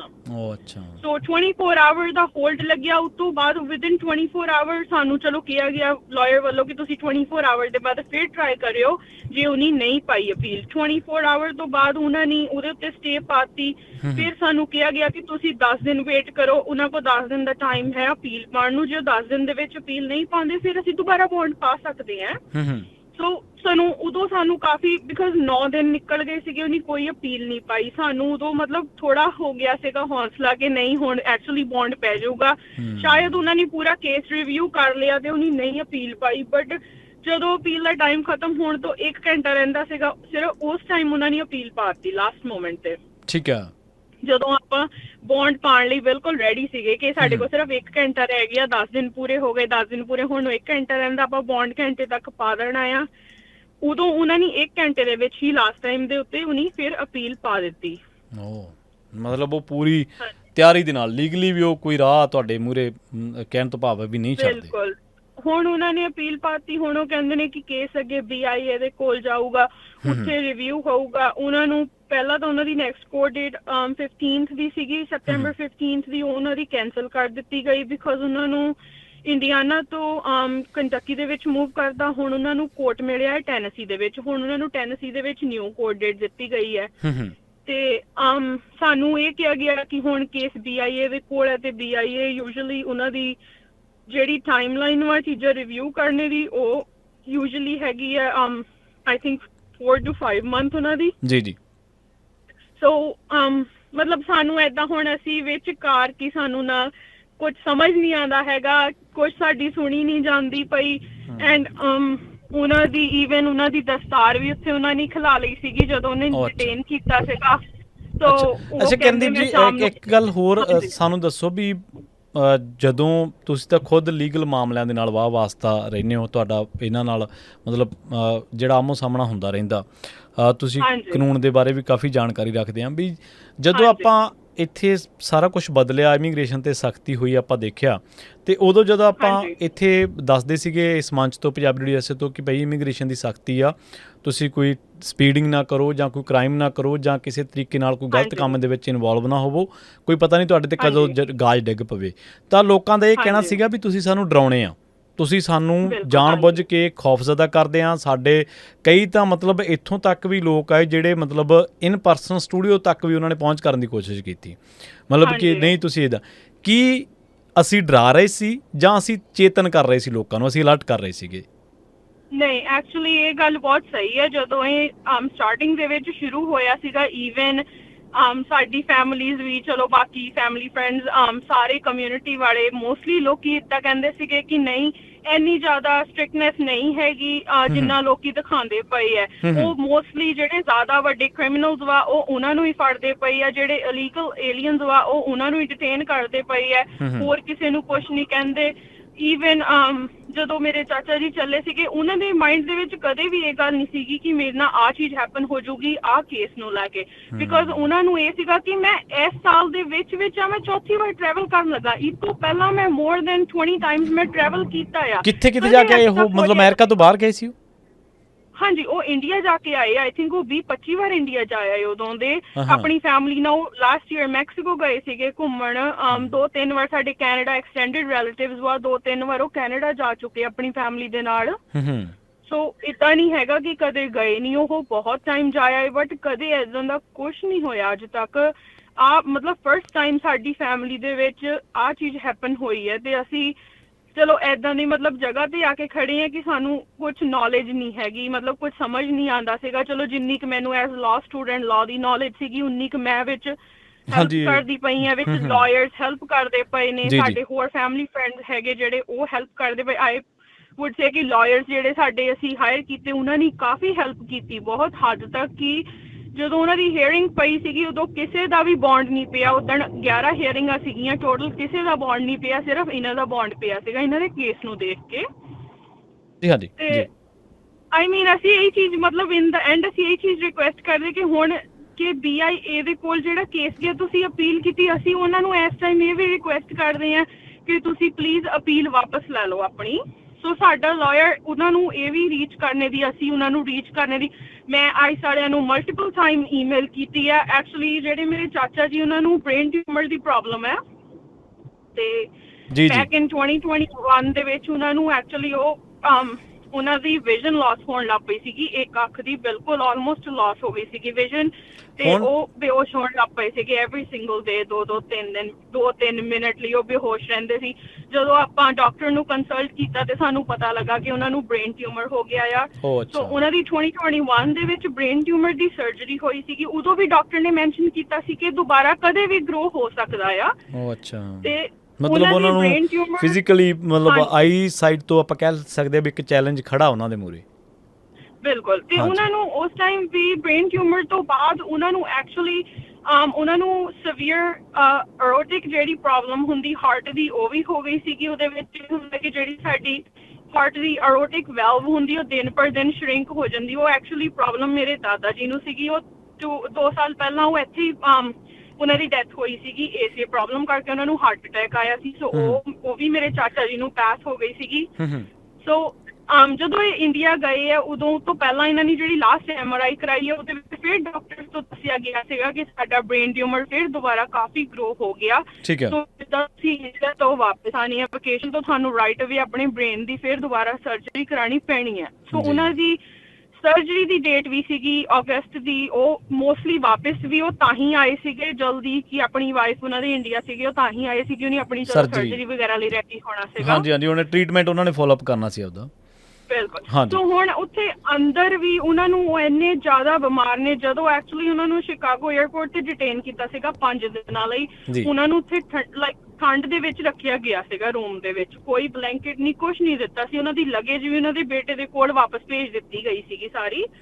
ਸੋ ਉਸ ਟਾਈਮ ਉੱਥੇ ਵੀ ਉਹ ਇੰਨੇ ਜ਼ਿਆਦਾ ਬਿਮਾਰ ਹੋ ਗਏ ਸੀ ਕਿ ਉਹਨਾਂ ਨੂੰ ਐਮਰਜੈਂਸੀ ਰੂਮ ਦੇ ਵਿੱਚ ਲੈ ਕੇ ਜਾਣਾ ਪਿਆ ਸੀਗਾ, ਜੋ ਕਿ ਸਾਨੂੰ ਫੈਮਿਲੀ ਨੂੰ ਦੱਸਿਆ ਵੀ ਨਹੀਂ ਗਿਆ ਸੀਗਾ। ਸਾਨੂੰ 1 ਮਹੀਨਾ ਬਾਅਦ ਘਰੇ ਬਿੱਲ ਆਂਦਾ ਆ $3500 ਦਾ ਸ਼ਿਕਾਗੋ ਐਮਰਜੈਂਸੀ ਰੂਮ ਦਾ। ਮੇਰੇ ਚਾਚੀ ਜੀ ਕਨਫਿਊਜ਼ ਹੋ ਗਏ ਕਿ ਕਾਹਦਾ ਬਿੱਲ ਹੈ, ਕਿਉਂ ਹੈ। ਉਹਨਾਂ ਨੇ ਜਦੋਂ ਹਸਪੀਟਲ ਕਾਲ ਕੀਤੀ ਤਾਂ ਸਾਨੂੰ ਹਸਪੀਟਲ ਤੋਂ ਪਤਾ ਲੱਗਾ ਕਿ ਉਹਨਾਂ ਨੂੰ ਐਕਚੁਅਲੀ ਐਮਰਜੈਂਸੀ ਰੂਮ ਦੇ ਵਿੱਚ ਲੈ ਕੇ ਆਏ ਸੀਗੇ ਸ਼ਿਕਾਗੋ 에ਅਰਪੋਰਟ ਵਾਲੇ, ਕਿਉਂਕਿ ਉਹ ਬਹੁਤ ਜ਼ਿਆਦਾ ਬਿਮਾਰ ਹੋ ਗਏ ਸੀਗੇ ਉੱਥੇ। ਜੀ ਜੀ। ਸੋ ਆਪਣੇ ਨਾਲ ਕੁਝ ਕਾਲਰ ਨੇ ਕਿਰਨ ਜੀ, ਆਪਾਂ ਗੱਲਬਾਤ ਨੂੰ ਇਸੇ ਤਰ੍ਹਾਂ ਜਾਰੀ ਰੱਖਦੇ ਹਾਂ, ਉਹਨਾਂ ਦੀ ਰਾਏ ਨੂੰ ਵੀ ਸ਼ਾਮਲ ਕਰ ਲਈਏ ਆਪਾਂ, ਉਹ ਕੀ ਕਹਿਣਾ ਚਾਹੁੰਦੇ ਨੇ। ਭੁਪਿੰਦਰ ਜੀ ਸਤਿ ਸ਼੍ਰੀ ਅਕਾਲ, ਤੁਸੀਂ ਆਨ 에ਅਰ ਹੋ ਜੀ। ਹਾਂਜੀ ਸਤਿ ਸ਼੍ਰੀ ਅਕਾਲ ਜੀ ਪ੍ਰਵੀਨ ਜੀ, ਮੈਂ ਬੇਕਰਸਵਿਲ ਤੋਂ ਬੋਲ ਰਿਹਾ ਹਾਂ। ਜੀ ਜੀ। ਮੈਂ ਇਹ ਅਪਡੇਟ ਕਰ ਰਿਹਾ ਸੀ, ਸ਼ਾਇਦ ਨਾ ਮੇਰਾ ਬੇਟਾ ਨਾ ਐਵਰੀ ਥਰਸਡੇ ਇੱਥੇ ਬੇਕਰਸਵਿਲ ਡਿਟੈਂਸ਼ਨ ਸੈਂਟਰ ਜਾਂਦਾ ਹੈਗਾ 10 ਵਜੇ ਤੋਂ ਲੈ ਕੇ 11:30 ਤੱਕ। ਤੇ ਉਹ ਕੱਲ ਗਿਆ ਸੀ ਤੇ ਮਿਲ ਕੇ ਆਇਆ ਸੀ ਆਂਟੀ ਨੂੰ ਨਾ, ਤੇ ਉਹ ਚੜ੍ਹਦੀ ਕਲਾ ਵਿੱਚ ਨੇ, ਉਹਨਾਂ ਦੀ ਸਿਹਤ ਠੀਕ ਹੈਗੀ। ਕਿਹਨੂੰ ਮਿਲ ਕੇ ਆਇਆ ਸੀਗਾ? ਜਿਹਨਾਂ ਦੀ ਤੁਸੀਂ ਗੱਲ ਕਰ ਰਹੇ ਹੋ ਨਾ, ਬਜ਼ੁਰਗਾਂ ਦੀ। ਹਾਂਜੀ ਹਾਂਜੀ ਹਾਂਜੀ, ਜਿਨ੍ਹਾਂ ਦੇ 70 ਸਾਲ ਤੋਂ ਉੱਪਰ। ਜੀ ਜੀ ਜੀ ਜੀ ਜੀ ਜੀ ਜੀ, ਉਹਨਾਂ ਦੀ ਗੱਲ ਕਰ ਰਿਹਾ ਮੈਂ। ਹਾਂਜੀ ਹਾਂਜੀ। ਮੇਰਾ ਬੇਟਾ ਪਿਛਲੇ 6 ਸਾਲ ਤੋਂ ਨਾ ਡਿਟੈਂਸ਼ਨ ਸੈਂਟਰ ਜਾਂਦਾ ਹੈ ਐਵਰੀ ਟਾਈਮ ਨਾ, ਐਵਰੀ ਵੀਕ। ਠੀਕ ਹੈ ਜੀ। ਉੱਥੇ ਜੌਬ ਆ ਕੋਈ ਉਹਨਾਂ ਦੀ ਜਾਂ ਕੋਈ? ਨਹੀਂ, ਜੌਬ ਨਹੀਂ ਹੈਗਾ, ਸਿਰਫ ਆਪਣੇ ਲੋਕਾਂ ਨਾਲ ਮਿਲਣਾ ਤੇ ਗੁਰਦੁਆਰੇ ਤੋਂ ਪ੍ਰਸ਼ਾਦ ਲੈ ਕੇ ਸਾਰਿਆਂ ਨੂੰ ਡਿਸਟ੍ਰੀਬਿਊਟ ਕਰਨਾ। ਉਹ ਅੱਛਾ, ਸੋਸ਼ਲ ਵਰਕ ਹੀ ਹੈਗਾ। Social work. ਤੇ ਹਾਂਜੀ ਹਾਂਜੀ। ਤੇ ਰਾਜਕਰਨ ਤੇ ਆਪਣੇ ਦੂਜੇ ਪਾਸੇ ਹਰਜੋਤ ਜੀ ਜਾਣਦੇ ਨੇ ਉਸ ਸਿੰਧਨ ਨੂੰ। ਜੀ ਜੀ ਜੀ। ਤੇ ਉਹ ਕੱਲ ਮਿਲ ਕੇ ਆਇਆ ਸੀ ਤੇ ਉਸਨੇ ਵੀ ਸ਼ੇਅਰ ਕੀਤਾ ਸੀ, ਤੇ ਉਹਦੀ ਸ਼ਾਇਦ ਫੈਮਿਲੀ ਨਾਲ ਗੱਲ ਵੀ ਹੋ ਗਈ ਤੇ ਫੈਮਿਲੀ ਮੈਂਬਰ ਸ਼ਾਇਦ ਕੱਲ ਬੇਕਰਸਵਿਲ ਵੀ ਆ ਰਹੇ ਨੇ ਡਿਟੈਂਸ਼ਨ ਸੈਂਟਰ। ਠੀਕ ਹੈ ਜੀ, ਠੀਕ ਹੈ ਜੀ। ਤੇ ਕੋਈ ਵੀ ਉਹਨਾਂ ਨੂੰ ਮੈਸੇਜ ਆਏਗਾ ਤੇ ਐਵਰੀ ਥਰਸਡੇ ਮੇਰਾ ਬੇਟਾ ਜਾਂਦਾ ਹੈਗਾ ਤੇ ਉਹ ਉਹਨਾਂ ਨੂੰ ਮਿਲ ਕੇ ਆਏਗਾ ਐਵਰੀ ਥਰਸਡੇ। ਜੀ ਜੀ, ਚਲੋ ਥੈਂਕ ਯੂ ਭੁਪਿੰਦਰ ਜੀ, ਤੁਸੀਂ ਇਹ ਗੱਲ ਸਾਂਝੀ ਕੀਤੀ। ਔਰ ਸੋਸ਼ਲ ਵਰਕ ਕਰਨ ਤੁਹਾਡਾ ਸਪੁੱਤਰ ਜਾਂਦਾ ਔਰ ਮਿਲਦਾ ਲੋਕਾਂ ਨੂੰ, ਚਲੋ ਇਹ ਚੰਗੀ ਗੱਲ ਆ। ਕਈ ਵਾਰੀ ਆਪਣਾ ਬੰਦਾ ਦੇਖ ਕੇ ਬੰਦੇ ਦਾ ਥੋੜ੍ਹਾ ਜਿਹਾ ਮਾਣ ਆ ਜਿਹੜਾ ਉਹ ਬਦਲ ਜਾਂਦਾ। ਜੀ ਜੀ, ਅਸੀਂ ਨਾ ਐਕਚੁਅਲੀ ਮੈਂ ਹੁਣ ਦੱਸ ਰਿਹਾ ਗਾ ਕਿ ਅਸੀਂ ਹੈਲਥ ਸੈਂਟਰ ਤੱਕ ਜਾਂਦੇ ਸੀ ਕੋਵਿਡ ਤੋਂ ਪਹਿਲੇ ਨਾ, ਉੱਥੇ ਵੀ ਅਸੀਂ ਦਸਤਾਰਾਂ, ਗੁਟਕੇ ਸਾਹਿਬ ਤੇ ਅਸੀਂ ਅੰਦਰ ਤੱਕ ਜਾ ਕੇ ਕੀਰਤਨ ਤੱਕ ਕਰਕੇ ਆਏ ਹਾਂ। ਪਹਿਲੇ ਉਸ ਤੋਂ ਪਹਿਲੇ ਕੀ ਹੁੰਦਾ ਸੀ ਕਿ ਦਸਤਾਰਾ ਵੀ ਅਲਾਉ ਨਹੀਂ ਕਰਦੇ ਸੀ। ਠੀਕ ਹੈ ਜੀ। ਫਿਰ ਬੱਚੇ ਉਹਨਾਂ ਫਿਰ ਆਪਣਾ ਕੀਤਾ ਪੇਪਰ ਵਰਕ ਤੇ ਫਿਰ ਹੁਣ ਦਸਤਾਰਾ ਵੀ ਅਲਾਉ ਕਰਦੇ ਨੇ। ਤੇ ਹੁਣ ਹਰ ਡਿਟੈਂਸ਼ਨ ਸੈਂਟਰ ਵਿੱਚ ਆਪਣਾ ਪੰਜਾਬੀ ਕਲਚਰ, ਈਵਨ ਇਹਨੇ ਹਿੰਦੂਆਂ ਦਾ ਵੀ ਕਲਚਰ ਜੋ ਤੁਹਾਨੂੰ ਉੱਥੇ ਰਾਮਾਇਣ ਜਾਂ ਆਪਣਾ ਹਨੂੰਮਾਨ ਚਾਲੀਸਾ, ਆਪਣੇ ਸਾਰੇ ਗੁਟਕੇ ਸਾਹਿਬ ਸਾਰੇ ਡਿਟੈਂਸ਼ਨ ਸੈਂਟਰ ਵਿੱਚ ਮੇਰੇ ਬੇਟੇ ਨੂੰ ਪਹੁੰਚਾ ਦਿੱਤੇ ਨੇ ਕਿ ਬਈ ਉੱਥੇ ਬੈਠ ਕੇ ਪੜ੍ਹਨ। ਜੀ ਜੀ ਜੀ, ਥੈਂਕ ਯੂ, ਬਹੁਤ ਧੰਨਵਾਦ ਭੁਪਿੰਦਰ ਜੀ ਤੁਹਾਡਾ, ਤੁਸੀਂ ਗੱਲਬਾਤ ਸ਼ੇਅਰ ਕੀਤੀ। ਔਰ ਉਹਨਾਂ ਨੇ ਦੱਸਿਆ ਉਹਨਾਂ ਦੇ ਹਾਲਾਤ ਬਾਰੇ ਠੀਕ ਨੇ ਉਹ? ਹਾਂ ਠੀਕ ਨੇ, ਕੱਲ ਬੇਟਾ ਮਿਲ ਕੇ ਆਇਆ ਹੈਗਾ ਤੇ ਮੇਰੇ ਬੇਟੇ ਦੀ ਇਹਨਾਂ ਦੀ ਫੈਮਿਲੀ ਦੇ ਕਿਸੇ ਮੈਂਬਰ ਨਾਲ ਗੱਲ ਵੀ ਹੋਈ ਹੈਗੀ ਤੇ ਉਹਨਾਂ ਆਖਿਆ ਕਿ ਉਹ ਕੱਲ ਆ ਰਹੇ ਨੇ ਸ਼ਾਇਦ ਨਾ ਬੇਕਰਸਫੀਲਡ। ਜੀ ਜੀ ਜੀ, ਸੋ ਥੈਂਕ ਯੂ। ਜੇ ਉਹਨਾਂ ਨੂੰ ਕੋਈ ਮੈਸੇਜ ਦੇਣਾ ਹੈਗਾ ਤੇ ਵੈਡਨਸਡੇ ਤੱਕ ਉਹ ਜਿਹਦੀ ਸਾਨੂੰ ਫੋਨ ਕਰਦੇ ਨੇ ਤੇ ਐਵਰੀ ਥਰਸਡੇ ਜਾਂਦਾ ਬੇਟਾ ਤੇ ਉਹਨਾਂ ਨੇ ਮੈਸੇਜ ਪਾਸ ਕਰ ਸਕਦਾ ਹੈ। ਠੀਕ ਹੈ ਭੁਪਿੰਦਰ ਜੀ, ਥੈਂਕ ਯੂ ਤੁਹਾਡਾ, ਬਹੁਤ ਧੰਨਵਾਦ। ਓਕੇ ਜੀ, ਥੈਂਕ ਯੂ। ਮਨਜੀਤ ਜੀ, ਮਨਜੀਤ ਜੀ ਸਤਿ ਸ਼੍ਰੀ ਅਕਾਲ ਜੀ, ਤੁਸੀਂ ਆਉਣੇ ਰਹੋ ਜੀ। ਸ਼ਰਮਾ ਜੀ ਸਤਿ ਸ੍ਰੀ ਅਕਾਲ। ਮੇਰੀ ਪ੍ਰੋਬਲਮ ਹੈ ਕੰਟਰੀ ਦੀ ਜਾਂ ਜਰਮਨ ਦੀ ਆ ਜੀ। ਇੱਕ ਖਬਰ ਦੇਣੀ ਮੈਂ ਜੀ ਜੀ।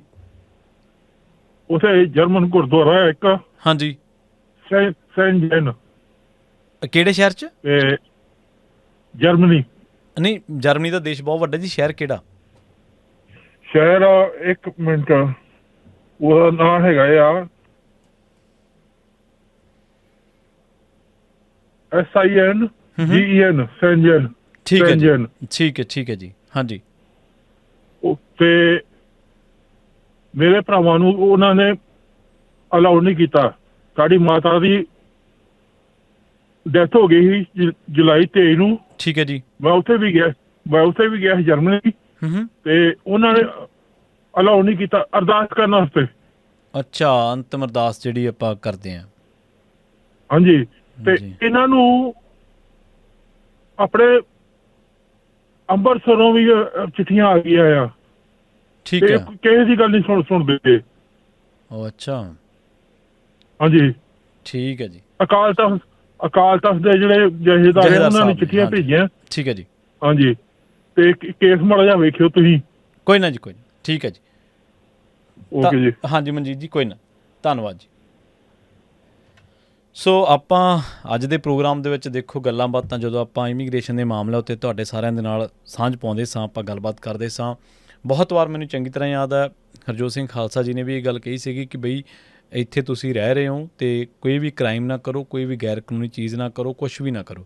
ਆਪਾਂ ਦੇਖਿਆ ਕਿ ਛੋਟੀਆਂ ਚੀਜ਼ਾਂ ਕਰਕੇ ਗ੍ਰੀਨ ਕਾਰਡ ਹੋਲਡਰ ਬੰਦੇ, ਔਰ ਜਿਹੜੇ ਬੰਦੇ ਇੰਡੀਆ ਦੇ 10 ਨਹੀਂ 15 ਨਹੀਂ 20 ਗੇੜੇ ਮਾਰ ਚੁੱਕੇ ਆ, ਅੱਜ ਉਹ ਬੰਦੇ ਚੱਕੇ ਹੋਏ ਆ। ਅੱਜ ਉਹ ਇਨਸਾਨ ਜਿਹੜੇ ਲੌਫੁਲੀ ਰਹਿ ਰਹੇ ਸੀ, ਜਿਹੜੇ ਟੈਕਸ ਪੇ ਕਰ ਰਹੇ ਸੀ, ਜੌਬ ਕਰ ਰਹੇ ਸੀ, ਕਿਸੇ ਤਰ੍ਹਾਂ ਦਾ ਕੋਈ ਭਾਰ ਨਹੀਂ ਸੀ, ਕਿਸੇ ਤਰ੍ਹਾਂ ਦੀ ਕੋਈ ਕਾਨੂੰਨ ਦੀ ਉਲੰਘਣਾ ਨਹੀਂ ਸੀ, ਅੱਜ ਉਹ ਬੰਦੇ ਆਈਸ ਨੇ ਚੱਕੇ ਹੋਏ ਨੇ।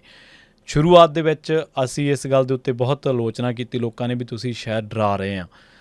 ਕਈ ਵਾਰੀ ਅਸੀਂ ਚੀਜ਼ਾਂ ਨੂੰ ਗੰਭੀਰਤਾ ਦੇ ਨਾਲ ਨਹੀਂ ਲੈਂਦੇ, ਕਈ ਵਾਰੀ ਅਸੀਂ ਚੀਜ਼ਾਂ ਨੂੰ ਸੰਜੀਦਗੀ ਦੇ ਨਾਲ ਨਹੀਂ ਲੈਂਦੇ। ਕਈ ਵਾਰੀ ਸਾਨੂੰ ਲੱਗਦਾ ਕਿ ਜਿਹੜਾ ਸਾਹਮਣਾ ਬੰਦਾ ਇਹਨੂੰ ਸ਼ਾਇਦ ਨੌਲੇਜ ਦੀ ਘਾਟ ਆ। ਪਰ ਆਪਾਂ ਹਮੇਸ਼ਾ ਤੁਹਾਨੂੰ ਹਵਾਲਾ ਦੱਸਿਆ, ਐਕਟ ਦੱਸਿਆ। ਲੇਕਿਨ ਰਾਈਲੀ ਜਦੋਂ ਐਕਟ ਬਣਿਆ ਉਹਦੇ ਬਾਰੇ ਵੀ ਤੁਹਾਨੂੰ ਦੱਸਿਆ ਕਿ ਹੁਣ ਕੋਈ ਵੀ ਬੰਦਾ ਜਿਹੜਾ ਇਸ ਤਰ੍ਹਾਂ ਦੀ ਕੋਈ ਜੁਰਮ ਕਰਦਾ ਜਾਂ ਉਹ ਫੜਿਆ ਜਾਂਦਾ ਜਾਂ ਉਹਦੇ 'ਤੇ ਫੈਲਣੀ ਲੱਗਦੀ ਹੈ ਤਾਂ ਉਹਦੇ ਲਈ ਉਹ ਆਹ ਜਿਹੜਾ ਐਕਟ ਆ। ਹਾਲਾਂਕਿ ਉਹ ਲੇਕਿਨ ਰਾਈਲੀ ਜਿਹੜੀ ਕੁੜੀ ਸੀ ਉਹਦੇ ਨਾਲ ਜੋ ਵਾਪਰਿਆ ਬਹੁਤ ਮੰਦਭਾਗਾ, ਅਤੀ ਮੰਦਭਾਗਾ ਸੀਗਾ। ਇਸੇ ਤਰ੍ਹਾਂ ਦੀ ਘਟਨਾ ਯੂਕਰੇਨ ਦੀ ਇੱਕ ਸਟੂਡੈਂਟ ਨਾਲ ਵਾਪਰ ਚੁੱਕੀ ਆ। ਉਹ ਬਾਹਰ ਟ੍ਰੇਨ ਦੇ ਵਿੱਚ ਸਫ਼ਰ ਕਰ ਰਹੀ ਸੀ, ਉਹ ਕਿਸੇ ਸਿਰਫਿਰੇ ਨੇ ਮਤਲਬ ਉਹਦੇ ਮਨ ਦੇ ਵਿੱਚ ਪਤਾ ਨਹੀਂ ਕੀ ਆਇਆ ਜਾਂ ਕੋਈ ਮਸਲਾ ਹੋਣਾ ਉਹਨੂੰ ਕੋਈ ਅੜਿਆ ਦਿਮਾਗ ਦੇ ਵਿੱਚ, ਅਤੇ ਉਹਨੇ ਉਸ ਕੁੜੀ 'ਤੇ ਬਹੁਤ ਕਾਤਲਾਨਾ ਹਮਲਾ ਕੀਤਾ। ਹਾਲਾਂਕਿ ਉਹ ਬਹੁਤ ਕੰਮ ਕਰਦੀ ਕੁੜੀ ਸੀ, ਮਿਹਨਤਕਸ਼ ਕੁੜੀ ਸੀ। ਆਪਣੇ ਵੀ ਜਿਹੜੇ ਲੋਕ ਇਸ ਤਰ੍ਹਾਂ ਜਾਂਦੇ ਨੇ ਟ੍ਰੇਨਸ ਦੇ ਵਿੱਚ ਸਫ਼ਰ ਕਰਦੇ ਨੇ, ਉਹ ਹੁਣ ਇਹ ਨਾ ਕਹਿਣ ਵੀ ਅਸੀਂ ਉਹਨਾਂ ਨੂੰ ਡਰਾ ਰਹੇ ਹਾਂ ਜਾਂ ਧਮਕਾ ਰਹੇ ਹਾਂ ਜਾਂ ਉਹਨਾਂ ਨੂੰ ਕਿਸੇ ਤਰੀਕੇ ਦੇ ਨਾਲ, ਪਰ ਉਹ ਇਹਤਿਆਤ ਜ਼ਰੂਰ ਵਰਤਣ। ਉਹ ਮਤਲਬ ਸਤਰਕ ਹੋ ਕੇ, ਅਲਰਟ ਹੋ ਕੇ, ਪੂਰਾ ਚੁਕੰਨੇ ਹੋ ਕੇ ਰਹਿਣ, ਆਪਦਾ ਆਲਾ ਦੁਆਲਾ ਚੈੱਕ ਕਰਦੇ ਰਹਿਣ। ਸੋ ਕਿਉਂਕਿ ਪਛਾਣ ਦਾ ਮਸਲਾ, ਆਪਣਾ ਰੰਗ, ਆਪਣੇ ਨੈਣ ਨਕਸ਼, ਆਪਣੇ ਵਾਲ, ਆਪਣਾ ਖੜਨਾ ਬਹਿਣਾ, ਆਪਣੀ ਸਾਰਿਆਂ ਦੀ ਬੋਲੀ ਭਾਸ਼ਾ, ਫਿਜ਼ੀਕਲ ਜਿਹੜੀ ਆਪਣੀ ਇੱਕ ਸਟੇਟਮੈਂਟ ਆ, ਫਿਜ਼ੀਕਲ ਜਿਹੜੀ ਬਾਡੀ ਲੈਂਗੁਏਜ ਆਪਣੀ ਸਾਰਿਆਂ ਦੀ, ਉਹ ਨਹੀਂ ਰਲਦੀ। ਆਪਾਂ ਉਹਦੇ ਤੋਂ ਆਪਾਂ ਨੂੰ ਬਹੁਤ ਸੌਖੇ ਤਰੀਕੇ ਨਾਲ ਆਈਡੈਂਟੀਟੀ ਕਰ ਲੈਂਦੇ ਨੇ ਲੋਕ ਕਿ ਇਹ ਬੰਦਾ ਕੌਣ ਆ। ਸੋ ਇਸ ਕਰਕੇ ਬਹੁਤ ਧਿਆਨ ਦੇ ਨਾਲ ਰਹਿਣ ਦੀ ਲੋੜ ਆ। ਜਿੰਨਾ ਹੋ ਸਕਦਾ ਕਾਨੂੰਨ ਦੇ ਦਾਇਰੇ ਦੇ ਵਿੱਚ ਰਹਿ ਕੇ ਆਪਣੇ ਕੰਮਕਾਰ, ਆਪਣੀਆਂ ਜਿਹੜੀਆਂ ਜ਼ਿੰਮੇਵਾਰੀਆਂ ਉਹਨਾਂ ਨੂੰ ਪੂਰੀਆਂ ਕਰਦਾ ਰਹੀਏ, ਕਿਉਂਕਿ ਪਤਾ ਨਹੀਂ ਕਿਹੜੀ ਚੀਜ਼ ਜਿਹੜੀ ਆ ਉਹ ਤੁਹਾਡੇ ਅੱਗੇ ਆ ਜਾਣੀ ਹੈ। ਇਹ ਈਵਨ ਕਿ ਪਿੱਛੇ ਜੇ ਮੈਂ ਵੀ ਗੱਲ ਸੁਣੀ ਸੀ ਵੀ ਸਪੀਡਿੰਗ ਦੇ ਮਾਮਲੇ ਦੇ ਵਿੱਚ ਵੀ ਜੇ ਤੁਹਾਡਾ ਕੋਈ ਕੇਸ ਉਲਝ ਗਿਆ ਜਾਂ ਤੁਸੀਂ ਉਹਦੇ ਤੋਂ ਮੁਨਕਰ ਹੋ ਗਏ ਕਿਸੇ ਮਾਮਲੇ ਦੇ ਵਿੱਚ, ਉਹਨੂੰ ਸਿੱਝਣ ਦੇ ਵਿੱਚ ਕਹਿ ਲਓ ਜਾਂ ਉਹਨੂੰ ਸਮੇਟਣ ਦੇ ਵਿੱਚ, ਤਾਂ ਉਹ ਵੀ ਤੁਹਾਡੇ ਸਾਹਮਣੇ ਆ ਕੇ ਖੜਾ ਹੋ ਜਾਊਗਾ। ਸੋ ਹੁਣ ਕੀ ਲੱਗਦਾ ਹੈ ਕਿਰਨ ਜੀ ਕਿ ਜਿਹੜਾ ਇਸ ਟਾਈਮ ਦਾ ਮਾਹੌਲ ਹੈ, ਜਾਂ ਆਪਾਂ ਪਿੱਛੇ ਜੇ ਇਹ ਦੇਖਿਆ ਸੀਗਾ ਵੀ ਜਦੋਂ ਇੱਥੋਂ ਇੱਕ ਮੈਕਸੀਕਨ ਮੂਲ ਦਾ ਬੰਦਾ ਜਿਹਦਾ ਬੱਚਾ ਸੀਗਾ ਇੱਥੇ ਸਿਟੀਜ਼ਨ, ਵਾਈਫ ਵੀ ਉਹਦੀ ਸਿਟੀਜ਼ਨ ਸੀਗੀ, ਅਬਰੀਗੋ ਗਾਰਸੀਆ ਸ਼ਾਇਦ ਉਹਦਾ ਨਾਮ ਸੀਗਾ, ਉਹਨੂੰ ਵੀ ਇਹਨਾਂ ਨੇ ਡਿਟੇਨ ਕਰਤਾ ਸੀਗਾ, ਐਲ ਸੈਲਵਾਡੋਰ ਭੇਜਤਾ ਸੀਗਾ। ਉਦੋਂ ਇੱਥੋਂ ਕੋਈ ਨੁਮਾਇੰਦੇ ਗਏ ਡੈਮੋਕ੍ਰੇਟਸ ਉਹਨੂੰ ਮਿਲਣ ਵਾਸਤੇ, ਉਹ ਬੰਦਾ ਵਾਪਸ ਵੀ ਆਇਆ, ਪਰ ਬਾਅਦ ਦੇ ਵਿੱਚ ਉਹਦਾ ਫਿਰ ਫੋਲੋ ਅਪ ਹੋਇਆ ਕਿ ਉਹ ਬੰਦੇ ਨੇ ਗਲਤ ਤਰੀਕੇ ਨਾਲ ਇੱਥੇ ਅਮਰੀਕਾ ਦੇ ਵਿੱਚ ਬੰਦੇ ਲੰਘਾਏ ਸੀਗੇ। ਸੋ ਮਤਲਬ ਜਦੋਂ ਕੋਈ ਇਸ ਤਰ੍ਹਾਂ ਦਾ ਕੋਈ ਕਾਨੂੰਨੀ ਹੋ ਗਿਆ ਤਾਂ ਫਿਰ ਤੁਹਾਡੀ ਪੂਰੀ ਪ੍ਰੋਫਾਈਲਿੰਗ ਕਰ ਲਈ ਜਾਂਦੀ ਹੈ, ਅਤੇ ਫਿਰ ਉਹ ਕਿਸੇ ਵੀ ਹੱਦ ਤੱਕ ਜਾ ਕੇ ਉਹ ਮਤਲਬ ਕੋਸ਼ਿਸ਼ ਇਹੀ ਹੁੰਦੀ ਹੈ ਵੀ ਹੁਣ ਇਹ ਜਾਲ ਦੇ ਵਿੱਚੋਂ ਜਿਹੜਾ ਚੁੰਗਲ ਦੇ ਵਿੱਚੋਂ ਨਿਕਲ ਨਾ ਸਕੇ ਕਿਸੇ ਤਰੀਕੇ ਨਾਲ। ਹਾਂਜੀ, ਆਈ ਥਿੰਕ ਇਹਨਾਂ ਨੂੰ ਠੀਕ ਹੈ, ਜਿੱਥੋਂ ਤੱਕ ਤੁਸੀਂ ਉਹੀ ਮੈਂ ਜਿਹੜੀ ਸੇਮ ਚੀਜ਼ ਕਹੀ ਸੀ, ਆਈ ਥਿੰਕ ਜਿੱਥੋਂ ਤੱਕ ਇਹਨਾਂ ਨੂੰ ਹੁੰਦਾ ਹੈ ਕਿ ਅਗਰ ਤੁਸੀਂ ਕਹਿੰਦੇ ਕਿ ਕੋਈ ਬੰਦਾ ਫਲਾਈਟ ਰਿਸਕ ਹੈ ਸਾਡੀ ਕਮਿਊਨਿਟੀ ਦੇ ਲਈ, ਈਵਨ ਸਾਡੇ ਪੰਜਾਬੀ ਲੋਕ USA ਦੇ ਵਿੱਚ ਬਹੁਤ ਵਸੇ ਹੋਏ ਨੇ, ਬਹੁਤ ਸਿਟੀਜ਼ਨ ਨੇ, ਸੋ ਅਸੀਂ ਵੀ ਇਸੇ ਕਮਿਊਨਿਟੀ ਦੇ ਵਿੱਚ, ਅਸੀਂ ਵੀ ਇਸੇ ਸਪੇਸ ਦੇ ਵਿੱਚ ਰਹਿੰਦੇ। ਅਗਰ ਸਾਨੂੰ ਲੱਗਦਾ ਕਿ ਕੋਈ ਬੰਦਾ ਫਲਾਈਟ ਰਿਸਕ ਹੈ, ਇਟ ਡਜ਼ਨਟ ਮੈਟਰ ਕਿ ਉਹ ਇੰਡੀਅਨ ਵਾ, ਉਹ ਗੋਰਾ ਆ, ਉਹ ਕੋਈ ਹੋਰ ਕੰਟਰੀ ਦਾ, ਠੀਕ ਹੈ, ਜਿੱਥੇ ਫਲਾਈਟ ਰਿਸਕ ਹੈ, ਅਗਰ ਤੁਸੀਂ ਉਹਨਾਂ ਨੂੰ ਡਿਟੇਨ ਕਰਕੇ ਵਾਪਸ ਉਹਨਾਂ ਦੀ ਕੰਟਰੀ ਦੇ ਵਿੱਚ ਭੇਜਣਾ ਚਾਹੁੰਦੇ, that's okay. But I think ਜਿਹੜਾ ਤੁਸੀਂ ਪਹਿਲਾਂ ਉਹਨਾਂ ਨੂੰ ਡਿਟੈਂਸ਼ਨ ਸੈਂਟਰ ਦੇ ਵਿੱਚ ਇੰਨਾ ਰੱਖ ਕੇ ਤੁਸੀਂ ਉਹਨਾਂ ਨੂੰ ਮੈਂਟਲੀ, ਉਹਨਾਂ ਦੀ ਫੈਮਿਲੀ ਨੂੰ ਤੁਸੀਂ ਮੈਂਟਲੀ ਜੋ ਪ੍ਰੈਸ਼ਰ ਕਰਦੇ ਪਏ, ਉਹਦੇ ਚੋਂ ਹਾਂਜੀ ਉਹ ਦੌਰ ਚੋਂ ਲੰਘਣਾ ਬਹੁਤ ਔਖਾ। ਸਹੀ ਹੈ, ਬਿਲਕੁਲ ਔਖਾ। ਜੇ ਕੋਈ ਵੱਡੇ ਤੋਂ ਵੱਡਾ ਕ੍ਰਿਮੀਨਲ ਹੈ, ਤੁਸੀਂ ਉਹਨਾਂ ਨਾਲ ਇਹ ਚੀਜ਼ ਕਰਦੇ ਪਏ, ਠੀਕ ਹੈ। ਅਗਰ ਤੁਹਾਨੂੰ ਲੱਗਦਾ ਕਿ ਕੋਈ ਬੰਦੇ ਨੇ ਛੋਟਾ ਮੋਟਾ crime, like you can say, like ਜਿਨ੍ਹਾਂ ਨੂੰ ਉਹੀ ਜਿੱਦਾਂ ਤੁਸੀਂ ਕਿਹਾ ਆ ਕਿ ਜਿਨ੍ਹਾਂ ਦੇ ਕੋਲ ਸਪੀਡਿੰਗ ਟਿਕਟ ਵੀ ਮਿਲੀਆਂ ਆ, ਇਹ ਉਹਨਾਂ ਨੂੰ ਮਤਲਬ ਡਿਟੇਨ ਕਰਦੇ ਪਏ, ਇੰਨਾ ਕੁਛ ਉਹਨਾਂ ਦੇ ਨਾਲ ਵੀ ਹੁੰਦਾ ਪਿਆ ਆ, ਉਹ ਬੰਦਾ ਫਲਾਈਟ ਰਿਸਕ ਨਹੀਂ ਹੈਗਾ, ਉਹ ਕੋਈ ਸੀਰੀਅਸ ਜਿਨ੍ਹਾਂ ਨੇ ਨਹੀਂ ਕ੍ਰਾਈਮ ਕੀਤਾ, ਤੁਸੀਂ ਉਹਨਾਂ ਨੂੰ ਕਰਨਾ ਓਕੇ, ਤੁਸੀਂ ਉਹਨਾਂ ਨੂੰ ਉਹਨਾਂ ਦੀ ਕੰਟਰੀ ਡਿਪੋਰਟ ਕਰ ਦਿਓ, ਉਹ ਆਪਣੇ ਵਾਪਸ ਫੈਮਿਲੀ ਕੋ ਜਾਣ, ਸੁੱਖ ਸਵੀਲੀ ਜਾਣ। ਬਟ ਜੋ ਤੁਸੀਂ ਉਹਨਾਂ ਨੂੰ ਜੋ ਨਹੀਂ ਫਲਾਈਟ ਰਿਸਕ ਹੈਗੇ, ਜਿੱਦਾਂ ਚਲੋ ਸਾਡਾ ਕੇਸ ਹੈ, ਜਦੋਂ ਤੁਸੀਂ ਉੱਦਾਂ ਦੇ ਬੰਦੇ, ਉਹਨਾਂ ਦੇ ਪਿੱਛੇ ਬੱਚੇ ਬੈਠੇ ਨੇ, ਉਹਨਾਂ ਦੀ ਬੇਟੀ ਮੇਰੇ ਚਾਚਾ ਜੀ ਦੀ 13 ਸਾਲ ਦੀ, ਉਹਨਾਂ ਦੇ ਸਭ ਤੋਂ ਜ਼ਿਆਦਾ ਆਪਣੀ ਈਵਨ ਮਮ ਤੋਂ ਜ਼ਿਆਦਾ ਉਹਨਾਂ ਦੇ ਕਲੋਜ਼ ਹੈ। ਹਾਂਜੀ ਬਿਲਕੁਲ, ਬੇਟੀ ਰੋਂਦੀ ਹੈ, ਉਹ ਕੁੜੀ ਡੇਲੀ ਹੀ ਬੈਠ ਕੇ ਮੇਰੇ ਕੋਲ ਰੋਂਦੀ ਹੈ ਕਿ ਕਦੋਂ ਕੁਛ ਹੋਊਗਾ, ਮੇਰੇ ਪਾਪਾ ਕਦੋਂ ਬਾਹਰ ਆਊਗੇ, ਮੇਰੇ ਪਾਪਾ ਬਾਰੇ ਕੁਛ ਪਤਾ ਲੱਗਾ। ਸੋ ਅਸੀਂ ਸਾਡੇ ਲਈ ਉਹ ਚੀਜ਼, ਉਹਨਾਂ ਦੀ ਵਾਈਫ ਖੁਦ ਮਤਲਬ ਉਹ ਏਦਾਂ ਦੇ ਫੇਸ ਤੇ ਚਲੀ ਗਈ ਉਹਨਾਂ ਦੀ ਵਾਈਫ ਕਿ ਉਹਨਾਂ ਨੂੰ ਈਵਨ ਉਹਨਾਂ ਨੂੰ ਸਾਈਕੈਟਰਿਸਟ ਕੋ ਜਾਣਾ ਪੈ ਰਿਹਾ ਆ, ਉਹਨਾਂ ਨੂੰ ਡਾਕਟਰਸ ਕੋ ਜਾਣਾ ਪੈ ਰਿਹਾ, ਉਹਨਾਂ ਦੀ ਖੁਦ ਦੀ ਤਬੀਅਤ, ਮੇਰੀ ਦਾਦੀ ਜੀ ਉਹਨਾਂ ਨੂੰ ਬਲੱਡ ਸ਼ੂਗਰ ਦੀ ਪ੍ਰੋਬਲਮ ਹੈ, ਉਹਨਾਂ ਦੀ ਐਵਰੀ ਮਾਰਨਿੰਗ ਅਸੀਂ ਬਲੱਡ ਸ਼ੂਗਰ ਚੈੱਕ ਕਰੀ ਦੀ, ਕਦੇ ਉਹਨਾਂ ਦੀ 300 ਤੋਂ ਥੱਲੇ ਬਲੱਡ ਸ਼ੂਗਰ ਨਹੀਂ ਜਾਂਦੀ, ਜਸਟ ਬਿਕੋਜ਼ ਉਹ ਇੰਨੀ ਜ਼ਿਆਦਾ ਟੈਨਸ਼ਨ ਲੈ ਕੇ ਬੈਠੇ, ਇੰਨਾ ਸਾਡੀ ਮਤਲਬ ਫੈਮਿਲੀ ਦੇ ਵਿੱਚ ਸਟਰਗਲ ਚੱਲਦਾ ਪਿਆ, ਸਿਰਫ ਇੱਕ ਛੋਟੀ ਜਿਹੀ ਚੀਜ਼ ਦੇ ਲਈ ਲੈ ਕੇ ਅਸੀਂ ਇੰਨਾ ਲਾਈਕ ਸਾਨੂੰ ਸਭ ਤੋਂ ਜ਼ਿਆਦਾ ਇਹ ਚੀਜ਼ ਹੈ ਕਿ ਉਹਨਾਂ ਦੀ ਹੈਲਥ ਇੰਨੀ ਸੀਰੀਅਸ ਹੈ, ਉਹਨਾਂ ਨੂੰ ਸਰਜਰੀ ਦੀ ਲੋੜ ਹੈ। ਅਸੀਂ ਬਾਰ-ਬਾਰ ਆਪਣੀ ਮੈਡੀਕਲ ਫਾਈਲ, ਅਸੀਂ ਆਈ ਥਿੰਕ ਜਦੋਂ ਬੌਂਡ ਦੀ ਫਾਈਲ ਰੈਡੀ ਕਰਾਈ ਸੀਗੀ, ਅਸੀਂ ਓਵਰ ਤੋਂ ਜ਼ਿਆਦਾ ਅਸੀਂ ਉਹਨਾਂ ਦੀ ਜਿਹੜੀਆਂ ਡਾਕਟਰ ਰਿਪੋਰਟ ਸੀਗੀਆਂ ਉਹ ਵਿੱਚ ਐਡ ਕੀਤੀਆਂ ਸੀਗੀਆਂ, ਇਹ ਸ਼ੋ ਕਰਨੇ ਨੂੰ ਕਿ ਉਹਨਾਂ ਦੀ ਸੀਰੀਅਸਲੀ ਹੈਲਥ ਜ਼ਿਆਦਾ ਖਰਾਬ ਹੈ। ਜੀ ਜੀ। ਬਟ ਉਹ ਕੁਛ ਵੀ ਉਹਨਾਂ ਨੇ ਮਤਲਬ ਉਹ ਕੁਛ ਵੀ ਕੰਸੀਡਰ ਨਹੀਂ ਕਰਦੇ ਪਏ ਐਸਾ ਹੀ ਨਹੀਂ, ਈਵਨ ਉਹਨਾਂ ਦੀ ਹੈਲਥ ਨੂੰ ਲੈ ਕੇ। ਸੋ ਅਸੀਂ ਇਹ ਚੀਜ਼ ਰਿਕੁਐਸਟ ਕਰਦੇ ਫਿਰ ਵੀ ਕਿ ਤੁਸੀਂ ਸਾਨੂੰ ਬੌਂਡ ਪਾ ਲੈਣ ਦਿਓ, ਤੁਸੀਂ ਅਪੀਲ ਵਾਪਸ ਲੈ ਲਓ ਵੀ ਉਹ ਬਾਹਰ ਆ ਕੇ ਆਪਣੀ ਸਰਜਰੀ ਕਰਾ ਸਕਣ ਉਹ ਡਾਕਟਰਸ ਨੂੰ, ਬਿਕੋਜ਼ ਜੋ ਉਹਨਾਂ ਦੀ ਹੈਲਥ ਕੰਡੀਸ਼ਨ ਉਹਨਾਂ ਨੂੰ ਐਵਰੀ ਵੀਕ ਡਾਕਟਰ ਦੇ ਜਾਣਾ ਰਿਕੁਆਇਰਡ ਹੈਗਾ ਆ, ਜੋ ਕਿ ਉਹਨਾਂ ਦੇ ਡਾਕਟਰਸ ਨੇ ਲਿਖ ਕੇ ਵੀ ਦਿੱਤਾ ਆ, ਉਹ ਵੀ ਅਸੀਂ ਅਟੈਚ ਕੀਤਾ, ਸਾਰਾ ਕੁਛ ਕੀਤਾ। ਸੋ ਈਵਨ ਅੰਦਰ ਹੁਣ ਉਹਨਾਂ ਦੀ ਇੰਨੀ ਤਬੀਅਤ ਖਰਾਬ ਹੋ ਰੱਖੀ, ਉਹਨਾਂ ਨੂੰ ਫੀਵਰ, ਉਹਨਾਂ ਦੀ ਈਵਨ ਅੱਖਾਂ ਦੀ ਵਿਜ਼ਨ ਪੂਰੀ ਲੌਸਟ ਹੁੰਦੀ ਪਈ, ਉਹਨਾਂ ਦੀ ਵਿਜ਼ਨ ਵੀ ਇਸ ਟਾਈਮ ਉਹਨੇ ਮੈਂਸ਼ਨ ਕੀਤਾ ਸੀਗਾ ਸਾਨੂੰ ਕਿ ਮੇਰੀ ਨਿਗਾਹ ਪੂਰੀ ਖਤਮ ਹੁੰਦੀ ਪਈ ਹੈ, ਮੈਂ ਨੰਬਰ ਵੀ ਡਾਇਲ ਨਹੀਂ ਕਰ ਸਕਦਾ ਫੋਨ ਤੇ, ਜਿੱਦਾਂ ਉਹਨੇ ਆਈਪੈਡ ਦਿੱਤਾ ਹੈ ਉਹਦੇ ਤੇ। ਜੀ ਜੀ, ਥੈਂਕ ਯੂ। ਸੋ ਉਹ ਡਾਕਟਰ ਨੇ ਵੀ ਕਿਹਾ ਕਿ ਅਸੀਂ ਕੰਸਲਟ ਕੀਤਾ, ਉਹ ਕਹਿੰਦੇ ਕਿ ਪੂਰਾ ਸਿੰਪਟਮ ਹੈ ਕਿ ਉਹਨਾਂ ਦਾ ਬ੍ਰੇਨ ਟਿਊਮਰ ਬਹੁਤ ਹੀ ਜ਼ਿਆਦਾ ਗਰੋ ਹੋ ਚੁੱਕਿਆ, ਕਿ ਉਹਨਾਂ ਨੂੰ ਇਮੀਡੀਏਟ ਥੋੜੀ ਸਰਜਰੀ ਦੀ ਲੋੜ ਹੈ, ਜੋ ਜਦੋਂ ਕਿ ਲਾਸਟ ਟਾਈਮ ਵੀ ਉਹਨਾਂ ਦੀ ਨਿਗਾਹ ਖਤਮ ਹੋਈ ਸੀਗੀ ਉਦੋਂ ਉਹਨਾਂ ਦੀ ਸਰਜਰੀ ਹੋਈ ਸੀਗੀ। ਜੀ ਜੀ, ਥੈਂਕ ਯੂ ਕਿਰਨ ਜੀ। ਜੀ ਕੰਸੀਡਰ ਨਹੀਂ ਕਰਦੇ ਪਏ। ਜੀ ਜੀ ਕਿਰਨ ਜੀ, ਥੈਂਕ ਯੂ, ਤੁਸੀਂ ਪੰਜਾਬੀ ਰੇਡੀਓ ਐਸਏ ਦੇ ਮੰਚ ਤੇ ਆ ਕੇ ਆਪਣੀ ਜਿਹੜੀ ਗੱਲਬਾਤ ਆ ਉਹ ਸਾਂਝੀ ਕੀਤੀ ਸਾਡੇ ਸਾਰਿਆਂ ਦੇ ਨਾਲ। ਅਸੀਂ ਉਮੀਦ ਕਰਦੇ ਹਾਂ ਵੀ ਤੁਹਾਨੂੰ ਛੇਤੀ ਤੋਂ ਛੇਤੀ ਕੋਈ ਕਾਨੂੰਨੀ ਰਾਹਤ ਮਿਲੂਗੀ ਤੇ ਤੁਹਾਡੇ ਜਿਹੜੇ ਚਾਚਾ ਜੀ ਨੇ ਉਹ ਤੁਹਾਡੇ ਵਿੱਚ ਵਾਪਸ ਆਉਣਗੇ। ਜੀ ਬਹੁਤ ਥੈਂਕ ਯੂ, ਬਹੁਤ ਧੰਨਵਾਦ ਤੁਹਾਡਾ। ਅੱਜ ਦਾ ਜਿਹੜਾ ਆਪਣਾ ਇਹ ਪ੍ਰੋਗਰਾਮ ਸੀਗਾ ਇਹ ਇਮੀਗ੍ਰੇਸ਼ਨ ਦੇ ਮਸਲਿਆਂ 'ਤੇ ਸੀਗਾ, ਕਿਉਂਕਿ ਆਪਾਂ ਸ਼ੁਰੂ ਦੇ ਵਿੱਚ 73 ਸਾਲਾ ਇੱਕ ਪੰਜਾਬੀ ਬਜ਼ੁਰਗ ਦੀ ਕਹਾਣੀ ਸਾਂਝੀ ਕੀਤੀ, ਉਸ ਤੋਂ ਬਾਅਦ ਕਿਰਨ ਜੀ ਨੇ ਉਹਨਾਂ ਦੇ ਚਾਚਾ ਜੀ ਦੇ ਬਾਰੇ ਕਹਾਣੀ ਸਾਂਝੀ ਕੀਤੀ, ਅਤੇ ਇਸੇ ਦਰਮਿਆਨ ਬਹੁਤ ਸਾਰੇ ਕਾਲਰਸ ਹੋਰ ਵੀ ਆਪਣੇ ਨਾਲ ਜੁੜੇ। ਸੋ ਸ਼ੁਰੂ ਤੋਂ ਹੀ ਆਪਾਂ ਇਸ ਗੱਲ ਦੇ ਉੱਤੇ ਹਾਂ ਕਿ ਆਪਣਾ ਜਿਹੜਾ ਪੇਪਰ ਵਰਕ ਆ, ਆਪਣਾ ਜਿਸ ਤਰੀਕੇ ਦੇ ਨਾਲ ਵੀ ਤੁਸੀਂ ਕਾਨੂੰਨ ਰਹਿ ਰਹੇ ਹੋ ਇੱਥੇ, ਜਾਂ ਤੁਹਾਡੇ ਕੋਲ ਜੋ ਵੀ ਪ੍ਰੂਫ ਆ ਉਹਨੂੰ ਤੁਸੀਂ ਆਪਦੇ ਨਾਲ ਰੱਖੋ, ਆਪਦੇ ਤਰੀਕੇ ਨਾਲ ਸਾਂਭ ਕੇ ਰੱਖੋ। ਜੇ ਤੁਹਾਨੂੰ ਲੱਗਦਾ ਕਿ ਕੋਈ ਪੁਰਾਣਾ ਕੋਈ ਮਾਮਲਾ ਕੋਈ ਖੜਾ ਜਾਂ ਕੋਈ ਜਿਹਦੇ ਨਾਲ ਤੁਸੀਂ ਨਿਪਟੇ ਨਹੀਂ, ਤਾਂ ਤੁਹਾਨੂੰ ਲੱਗਦਾ ਕਿ ਆਉਣ ਵਾਲੇ ਟਾਈਮ ਦੇ ਵਿੱਚ ਮੁਸੀਬਤ ਹੋ ਸਕਦੀ ਹੈ ਖੜੀ, ਤਾਂ ਤੁਸੀਂ ਅੱਜ ਦੀਆਂ ਕਹਾਣੀਆਂ ਤੋਂ ਸ਼ਾਇਦ ਤੁਹਾਨੂੰ ਕਾਫੀ ਚੀਜ਼ਾਂ ਜਿਹੜੀਆਂ ਉਹ ਨਿਖਰ ਆਈਆਂ ਹੋਣਗੀਆਂ, ਤੁਹਾਨੂੰ ਕਾਫੀ ਚੀਜ਼ਾਂ ਦਾ ਪਤਾ ਲੱਗ ਗਿਆ ਹੋਣਾ। ਸੋ ਜਿਹੜਾ ਕੱਲ੍ਹ ਦਾ ਆਪਣਾ ਅਪਡੇਟ ਇਮੀਗ੍ਰੇਸ਼ਨ ਪ੍ਰੋਗਰਾਮ ਹੈ, ਉਹਦੇ ਵਿੱਚ ਆਪਾਂ ਅਪਡੇਟ ਜਿਹੜੀਆਂ ਵੀ ਹੋਣਗੀਆਂ ਉਹ ਤੁਹਾਡੇ ਨਾਲ ਸਾਂਝੀਆਂ ਜ਼ਰੂਰ ਕਰਾਂਗੇ, ਪਰ ਕਾਲਸ ਕੱਲ੍ਹ ਨੂੰ ਨਹੀਂ ਲਈਆਂ ਜਾਣਗੀਆਂ। ਇਹਦੇ ਲਈ ਮਾਫੀ ਚਾਹੁੰਦੇ ਹਾਂ, ਕਾਲਸ ਨਹੀਂ ਹੋਣਗੀਆਂ ਉਸ ਪ੍ਰੋਗਰਾਮ ਦੇ ਵਿੱਚ। ਇਮੀਗ੍ਰੇਸ਼ਨ ਬਾਬਤ ਜਿਹੜੀਆਂ ਵੀ ਅਪਡੇਟਸ ਨੇ ਉਹ ਤੁਹਾਡੇ ਨਾਲ ਜਿਹੜੀਆਂ ਸਾਂਝੀਆਂ ਜ਼ਰੂਰ ਕਰਾਂਗੇ। ਪੰਜਾਬੀ ਰੇਡੀਓ ਐਸਏ ਨੇ ਇਹ ਜਿਹੜਾ ਪ੍ਰੋਗਰਾਮ ਹੈ ਇਸੇ ਮੰਤਵ ਦੇ ਨਾਲ, ਇਸੇ ਉਮੀਦ ਦੇ ਨਾਲ, ਇਸੇ ਸਦਰਾਂ ਦੇ ਨਾਲ ਸ਼ੁਰੂ ਕੀਤਾ ਸੀਗਾ ਵੀ ਆਪਾਂ ਸਾਰੇ ਇਮੀਗ੍ਰੈਂਟ ਹਾਂ, ਅਤੇ ਇਸ ਕਰਕੇ ਇਮੀਗ੍ਰੇਸ਼ਨ ਦੀ ਜਿਹੜੀ ਜਾਣਕਾਰੀ ਹੈ ਉਹ ਸਾਡੇ ਲੋਕਾਂ ਨੂੰ, ਸਾਡੇ ਜਿਹੜੇ ਇੱਧਰ ਲੋਕ ਵਸਦੇ ਨੇ ਉਹਨਾਂ ਤੱਕ ਜ਼ਰੂਰ ਪਹੁੰਚਦੀ ਹੋਣੀ ਚਾਹੀਦੀ, ਅਤੇ ਇਸੇ ਕਰਕੇ ਅਪਡੇਟ ਇਮੀਗ੍ਰੇਸ਼ਨ ਜਿਹੜਾ ਪ੍ਰੋਗਰਾਮ ਆ ਉਹ ਤੁਹਾਡੀ ਸਾਰਿਆਂ ਦੀ ਇਮੀਗ੍ਰੇਸ਼ਨ ਸਰਵਿਸ ਤੁਹਾਨੂੰ ਪ੍ਰੋਵਾਈਡ ਕਰਨ ਵਾਸਤੇ, ਇਮੀਗ੍ਰੇਸ਼ਨ ਨੌਲੇਜ ਪ੍ਰੋਵਾਈਡ ਕਰਨ ਵਾਸਤੇ ਸ਼ੁਰੂ ਕੀਤਾ ਗਿਆ ਸੀਗਾ। ਪ੍ਰੋਗਰਾਮ ਸਾਂਝੀ ਸਾਥ ਨੂੰ ਆਪਾਂ ਇੱਥੇ ਹੀ ਸਮਾਪਤ ਕਰਾਂਗੇ। ਤੁਹਾਡਾ ਸਾਰਿਆਂ ਦਾ ਬਹੁਤ ਧੰਨਵਾਦ, ਸਤਿ ਸ਼੍ਰੀ ਅਕਾਲ। ਅਤੇ ਅਗਲਾ ਪ੍ਰੋਗਰਾਮ ਲੈ ਕੇ ਆ ਰਹੇ ਨੇ ਬਲਵਿੰਦਰ ਕੌਰ ਖਾਲਸਾ ਜੀ ਕੁਝ ਹੀ ਮਿੰਟਾਂ ਦੇ ਵਿੱਚ।